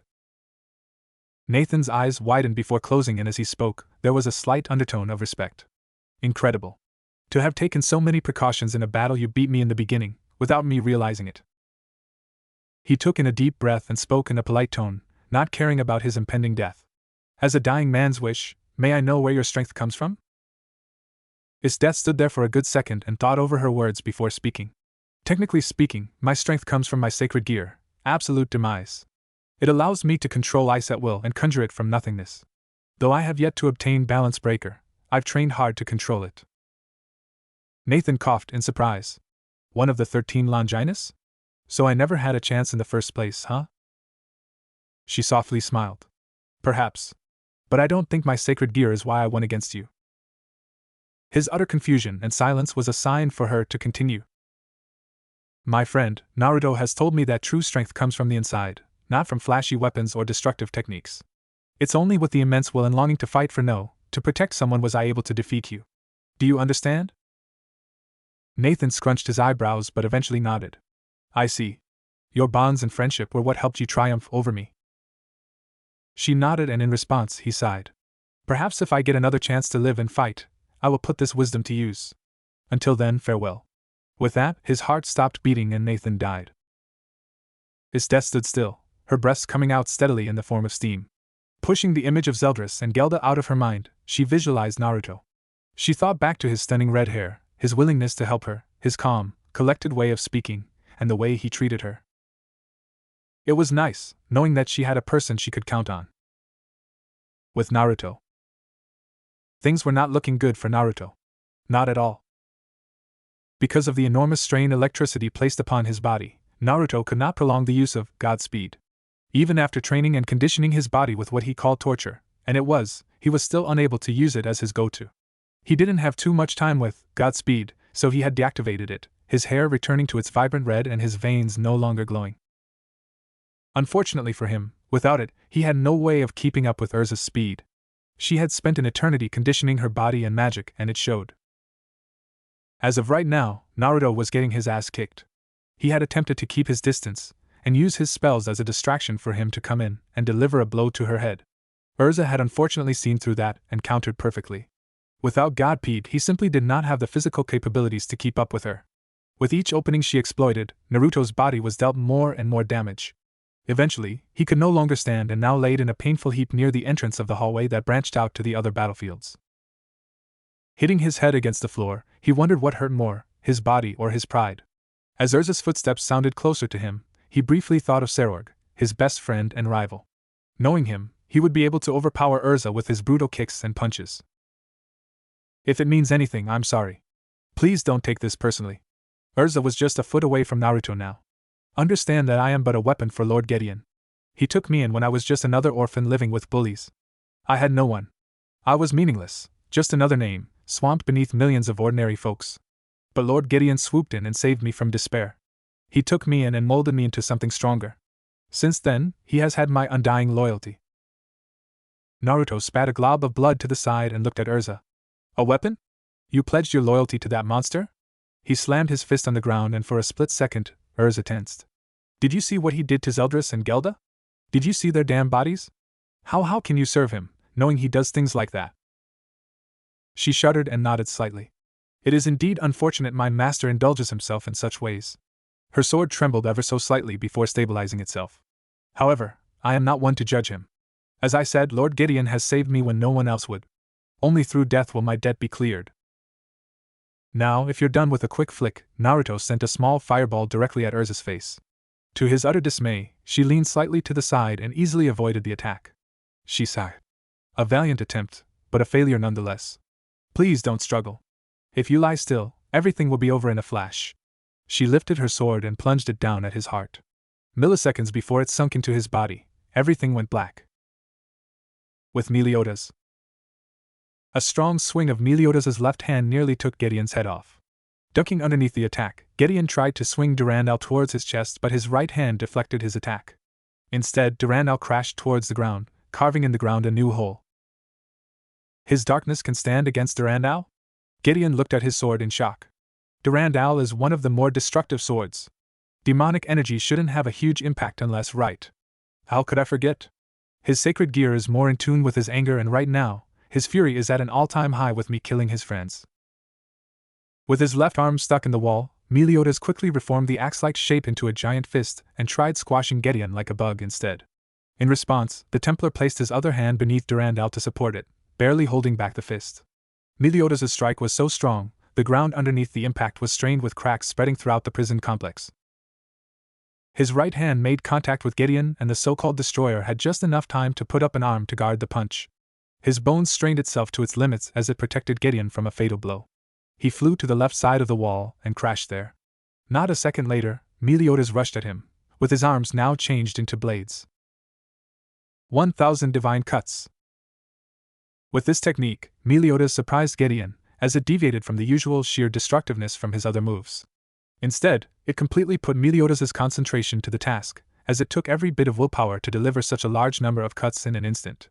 Gideon managed to catch sight of around 400 slashes, but the remaining slashes were unseen. Cuts appeared all around his body, and his blood sprayed on the ground. While coughing out a glob of blood. While he briefly nursed his wounds, Meliodas kicked him to the right, now putting himself between Gideon and the prison complex entrance, or in this case, the exit. Are you ready for death? Meliodas cruelly mocked him in a sadistic, cold tone. Have you realized how pathetic this all is? Gideon groaned before picking himself up. Those cuts were a minor annoyance, but the problem was the devil's hits. His armor held no resistance against those bone-shattering kicks, and as a result, his ribs were decimated and there was definitely internal bleeding. Right now, if the noises were any indication, his subordinates, Urza and Nathan, were held off by the other two, Naruto and his death. He didn't know any healing spells either. The situation was much worse than he thought. He had vastly underestimated the kind of power Meliodas had, and it was coming back to bite him in the ass. The darkness he used to create weapons from his own bodies were much more resilient to Durandal than he expected. His sacred gear, Ominous Nebula, was unfavorable, as it drew Meliodas closer to him, something he didn't want happening. Maybe if he had more time to achieve Balance Breaker or discover other properties, he would have put up a better fight. Death was what awaited him. Yet he was not scared at all. All that remained in his brain was his undying will to vanquish these inhuman creatures of darkness. Gideon made up his mind, and the gleam in his eyes changed. There was no longer desperation or a willingness to live. Rather, his singular purpose was to bring down as many yokai and devils with him. If Meliodas was in his regular state, he would have realized the danger Gideon imposed upon his friends.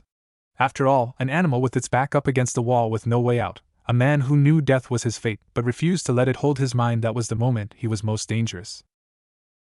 Quickly shedding his nearly shattered breastplate, Gideon took his bloodied hands and frantically searched for his last resort. From his robes he retrieved a small metal sphere. Inscribed near the middle were the words, "Death is but an illusion. Our loyalty will extend even from the shadowy realms of darkness." Meliodas tilted his head, the condescending look in his eyes still existent. How curious. Do you think such a trinket will be enough to defeat the likes of me? Heh. Gideon clicked a button on the top, and enormous amounts of holy energy compressed itself throughout the whole sphere. You shouldn't underestimate humans. Though, I regret not killing more of your kind. He apathetically shrugged.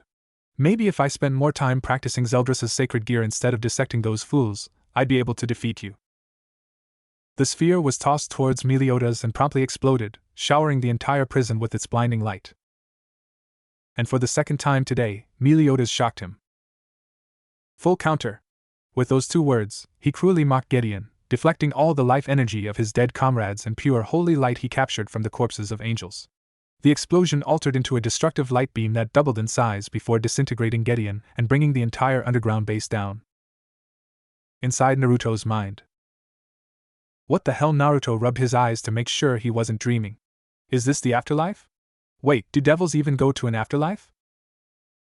Interesting questions. A familiar voice rang all throughout whatever place he was in. What the wait? It's you! Naruto shouted and jumped to his feet, clearly recognizing the voice. You're that voice I heard the day before I got my pieces for my peerage. How perceptive of you. I am indeed this voice you heard that day. I will admit, I am slightly surprised you remember our brief encounter. TCH. Naruto rapidly looked at every corner of the blank room he was currently in, only to find nothing. Just nothing. How could I not? Repeating soon in such a creepy way, I'm surprised I was even able to sleep after that freak show you made me go through. Freak shit? The voice sounded amused. It was a brief repeating of words. Stop overreacting, you baby. Whatever. Naruto sat back down. How am I even here? Wasn't Urza about to send me 6 feet under? And what do you even want from me? The voice silenced itself for what it seemed to be hours before speaking again. To answer your first question, this is a part of your mind. This is where I reside. And yes, Urza was going to, as you eloquently put it, send you 6 feet under. Quite a pathetic showing you put on there, by the way. Before Naruto could even protest, the voice continued in answering his questions. As for what I want is for you to grow stronger. Naruto contemplated the new information he got. What in the Mao was this thing? Was it some sort of entity sealed within him? Why did it matter to this entity if he got stronger or not? Because I want you to show everyone how strong you can be. I want them to see how wrong it was to dismiss you for not inheriting the powers of destruction. I want to see you triumph over Rias and her pathetic peerage. So be grateful I pushed a certain awakening to happen earlier than it was supposed to happen. Take this strength and show the world what it means to be Naruto Uzumaki. Before Naruto could even respond, a blinding white flash forced him to shut his eyes close, and he disappeared. Honestly, I don't know why I even bother. It's pretty pathetic to see such a weak version of myself. I should just take the reins and show you how it's done. Dark miasma coalesced in the center before forming a replica of Naruto, right down to his toned muscles, slightly tanned skin, and crimson hair. The only difference was the eyes. Instead of the usual vibrant blue, it was replaced with pure darkness. But then again, Naruto's clone shook his head. Your kind never gives up. To break that will and take your body from you is just too much work. It's time to try something new. I'll show you, Naruto. This dark version of Naruto promised. Unlike all those other Narutos fighting it out and accepting each other, I'll try something different. Pa! It makes me sick, accepting one's darkness, my ass. I'll drag you into the darkness, and we'll both be on top of this pathetic world. After all, I never go back on my word. Back in the real world. Right as Urza was about to stab Naruto, a tsunami of power threw her back, and when she recovered, she couldn't stop the sharp intake of breath. Strapped to one of Naruto's hands was a simple, glistening shield. It was perfectly round and there was no fancy design on it, or whatnot. It was a simple black color, but its lackluster looks did not mean it was lacking in power. Urza knew instantly that the shield was bad news and the battle turned for the worse. 1. Divine Nullifier. Naruto searched for the source of noise and saw it. What the hell are you supposed to be?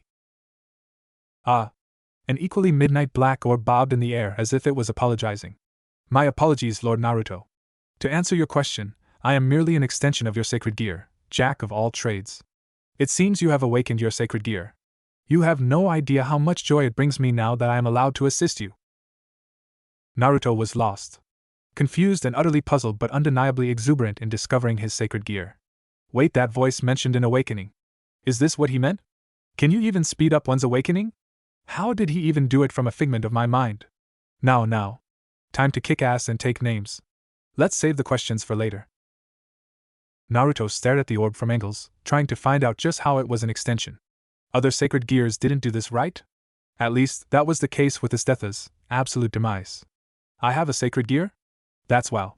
He quickly pushed down his feelings of happiness, and readied himself for the incoming battle before noticing something else. Barrier spells. But when? I never cast them, is it Urza? The orb quickly zoomed around Naruto. My apologies for not informing you, Lord Naruto. While I have many more things to tell you, this is one of many versions of your sacred gear. You have rolled a 1 and your 1 just so happens to be a shield. It is known as the 1 Divine Nullifier, and automatically puts up several barrier spells around a certain radius. Not only that, but it also can nullify any magical attack and is incredibly resilient against physical attacks. Even if it breaks, your sacred gear will evolve in a sense and adapt to future attacks of its caliber. Naruto looked at the deceivingly simple shield in disbelief. Evolve? But that means the potential for this weapon is… The orb stopped still. You are right again, Lord Naruto. There is no limit to how strong your sacred gear, and the best part? You have 7 other forms you have yet to discover.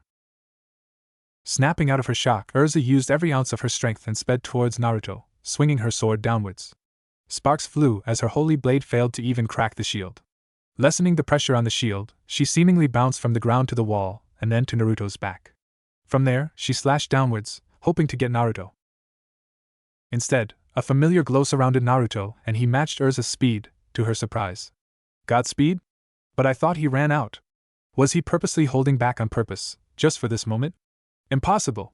He couldn't have calculated his sacred gear awakening into his plans. Just how? He quickly spun around and pivoted to the right, avoiding the slash. With her guard open, he extended his arm back as far as it could go, and used every bit of his strength to smash the shield into her side. The hit was unnaturally powerful, as it sent Urza right into the wall, leaving her in a deep crevice in the said wall. To both of their surprise, her armor shattered into pieces and Naruto took that chance. Still in his reactivated Godspeed, he came up with a last-second plan. With all his might, he endured the pain as he concentrated and condensed all the electrical power into his fist and shoved that hand right into Urza's chest. Chidori. The name of his new technique popped up into his mind and blood sprayed everywhere as Naruto punched right through her flesh. Unable to keep up Godspeed, his brief transformation died down. He had truly spent every last bit of his electricity. Not only that, but his fist that was coated in lightning was also slightly blacked and trembling. Definitely not good. Naruto looked away from the girl he had just impaled. Even though they were enemies, he could tell Urza wasn't the worst person he'd met. She didn't have a terrible personality, and she was against her master experimenting on Yukai. Perhaps in different circumstances, they could have been friends. But this was reality. And reality hurt. I didn't even get to use my T-trump card. Urza helplessly grasped at Naruto's arm before giving up, her arms falling limply to her sides. At least. She coughed up blood. At least, I was able to serve Lord Gideon to the best of my abilities. Whatever your W weapon is, it holds great power. I hold no shame at losing to you. And with that, Urza died. With a sickening schwelp, Naruto pulled out his arm from Urza's chest and quickly summoned a blue circle. A steady stream of water poured out, and he slowly began to rub out the red from his hands. He sighed mournfully and put one of Urza's arms over his shoulder. The least he could do was give her a burial. What am I supposed to call you? My name is up to you, Lord Naruto. Naruto briefly pondered over this matter before absolving the issue. Alpha. Your name will be Alpha. He stopped in his tracks, as his mind flashed back towards him conversing with Urza. What was it she said? Her debt would only be cleared through death or something like that. If that's the case, as you wish, Lord Naruto. The orb seemingly stiffened. Lord Naruto. It appears that there are enormous amounts of energy being charged up. Naruto, with his sensory abilities, was already on it. He quickly raced towards his death, Mocha, and Elizabeth, before hearing, full counter. To Naruto, it seemed that the energy roughly doubled, and with that, the entire complex collapsed. Boom! Even though the blast was a distance away from him, and he had barrier spells a short distance around him, he was knocked flat on his butt. Not a second later, the ceiling collapsed in on him. With his shield held above his head and a powerful earth elemental spell, Naruto was able to avoid extensive damage. But what about the others? I need to find his death. He summoned a greenish circle on the rubble on top of his shield, and a powerful blast of wind shredded smaller shaped debris and pushed out the larger chunks of rock and metal. Ah, Lord Naruto. You've survived the collapse and any residual light energy exposure. Though, this does not surprise me at all. Naruto ignored Alpha's eccentric comments and rushed towards the general area where his death was located, Urza's dead body still perched next to his shoulders. Wait! Lord Naruto. Alpha, in comedic fashion, desperately tried catching up with his wielder. You should set up barrier spells so hostile entities are not alerted to our presence. He, or rather sacred gears didn't have genders, did they? For the reader's sake, Alpha would be male. He definitely sounded masculine. Anyways. Alpha was given not even a sliver of Naruto's attention as he was busy using his wind circles to excavate debris in an attempt to look for his death. If Alpha could sweat drop or face palm, he most definitely would. His death! Naruto desperately shouted. He ran from place to place, using his strength to flip any debris his wind couldn't. His death! Are you ugh? It turned out he was rudely interrupted by an ice pillar. The thick protrusion created a small enough hole for the Longinus wielder to crawl out of. Naruto, due to his training, had managed to put his shield up, absorbing the brunt of the impact and was only sent sliding back a few feet. Urza's corpse inanimmately tumbled a distance from him. You're alive. His shoulders lightened as if he was relieved of a huge burden. Man, I thought you got hurt, or something. The redhead looked at her eyes and sighed. She looked back with a near emotionless countenance before softly smiling. I'm fine. She looked away with the barest traces of red creeping up on her face. Thanks for worrying about me. Naruto couldn't help but smile back. Of course. You're one of the people I care about, you know. I'm just glad you didn't die. Ah. I'm glad everyone is alright. Alpha interjected. But my previous suggestion still stands. I recommend setting up a barrier so no hostiles will bother us. His death blinked. Naruto, what is this? And what are you holding? She tentatively tried poking the orb with her index finger before the said orb deftly juked her. Naruto sighed. He hoped to put this conversation for later, but it appeared to him his death was not willing to let him go before explaining everything. Ah, Lord Naruto, the barrier. With Meliodas. Right before everything was blown to Kingdom Come, Meliodas had managed to encase himself in a dark orb of darkness. He was smart to do so, as the deflected light that was intended towards Gideon was so potent, due to the mechanism of his full counter, had eaten away at the hastily made barrier. What happened to Mocha and Elizabeth? Was the first thought that ran through his mind. If the life force energy had done extensive damage to him, he could barely imagine what happened to his damper friend and fallen soulmate. The first thing he noticed was that the entire base was in ruins. He looked up and saw the blue sky in all its glory. For a second, he coughed. The damp dust from the dirt and the ruins, he quickly swept his gaze around the collapsed compound. His eyes took in Naruto with a shield of sorts and an orb hovering near him. Standing next to him was his death, and they were engaged in a sort of conversation. A slight flicker of relief traveled throughout his body before he was consumed with worry once more. He closed his eyes before extending his senses throughout the ruins. He could feel Naruto's intense life force, coupled with new potent energy. A sacred gear awakening? Next to him was the cold aura of his death, along with her ridiculously powerful sacred gear. Thankfully, he could not feel anything that resembled the life signature of Gideon. For all intents and purposes, he was wiped from the face of Earth. But why couldn't he feel the energy of Mocha and Elizabeth? Where was it? His blood ran cold. This couldn't be happening. Just mere moments ago, he watched Seldris and Gelda's bodies. Their poor, scarred, desecrated bodies that were no doubt buried beneath all this rubble. How could he keep living if they too were dead? This couldn't be happening. A mere flicker in the air was what Meliodas was. Air resistance lost its meaning on him as he defied every law of physics by moving at breakneck speeds. He had to search for them. He had to find them. Why?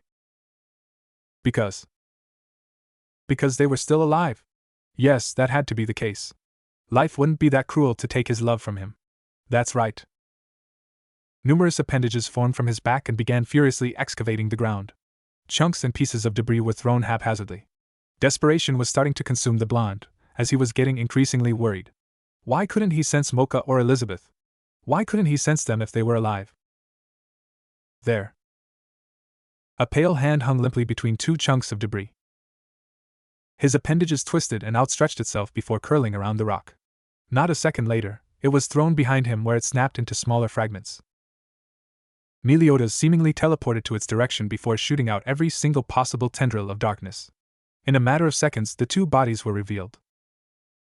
Mocha and Elizabeth laid next to each other. The damper had placed herself on top of Elizabeth, in a futile attempt to protect her from the falling ceiling. Clearly, she had not reacted fast enough, perhaps due to her shock from seeing Zeldris and Gelda. Whatever the reason was, the mountain of rubble had crushed both of them, killing them quickly. No, Meliodas spoke in such a soft tone, and the wind carried the noise away from any intruding ears. This can't wait. Before Meliodas lost control of his powers and blew up the entirety of this place into nothingness, he recalled what he had learned about the peerage system. Instantly, he picked the two corpses up and ran towards Naruto. He was the only one who could save them now. With Naruto. So yeah? Naruto finished informing his death of his sacred gear, all while Alpha interrupted him with unnecessary snippets of information.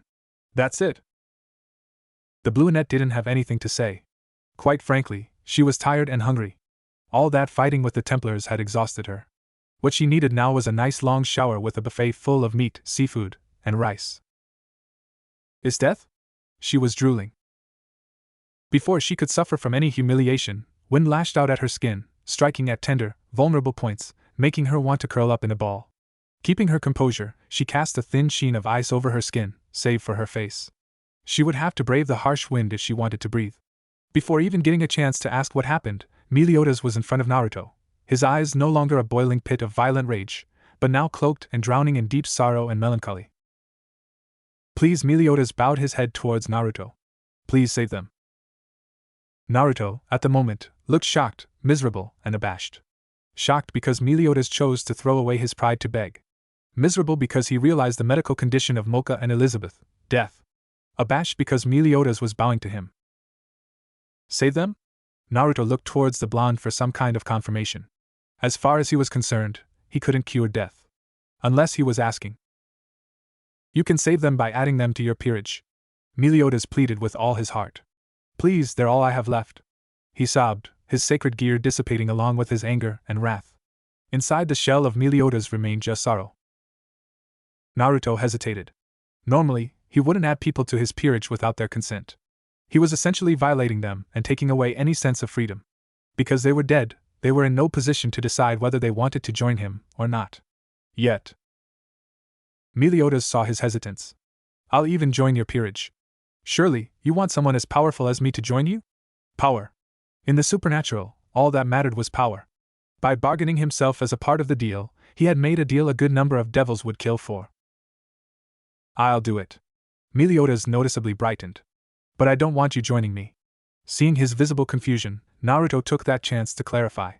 I don't want you joining me because you were backed into a corner. I'll only accept you if you truly want to join me out of your free will. The blonde was certainly puzzled. Who would refuse power in a world where power meant everything? He didn't think about it too much, since Mocha and Elizabeth would be rejoining him in the land of the living. Naruto took out a slick, black box and opened it. Inside were his pieces, ready to reincarnate any potential members into his servants' no comrades. Picking out a rook piece, he placed it over Mocha's chest and chanted.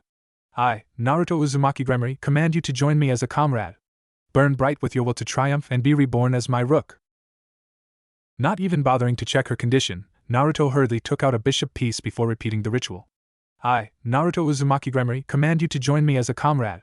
Burn bright with your will to triumph and be reborn as my bishop. A huge intake of air was the only sign they were alive. With their chests moving up and down in a rhythmic fashion, it was safe to say they were living once more. There. I've done it. Naruto calmly snapped his box shut before putting it back in his zipper pocket. Most likely, they're sleeping because of exhaustion. I don't know what happened to Elizabeth in the prison cells, but Mocha has been through some unbelievable emotional trauma. They'll live, but for the next couple of hours, they'll be out like a light. Meliodas didn't respond at all, merely cradling both girls close to his chest. To him, Elizabeth and Mocha were everything. Elizabeth was his beautiful, caring partner that allowed his perverted antics. Mocha was the little sister he never had and a girl he could teach and pass down combat tricks. Thank Mao they were both alive and well and in his embrace once more. His death tapped Naruto's shoulder. If that's everything, shall we go to a hotel for the night? Naruto almost agreed before recalling a certain set of memories. Hold on. I still have one more thing to do. From a mile away, he spotted Urza's bright crimson hair and walked towards it. Its Death curiously looked after him before coming to a conclusion. No way, she breathed out. But isn't she a part of you know them? Without looking back, Naruto spoke. Trust me when I say I know what I'm doing. Taking out and opening his box once more, this time, he grabbed on to his mutated night piece and stopped before the deceased Templar. You said your debt would only be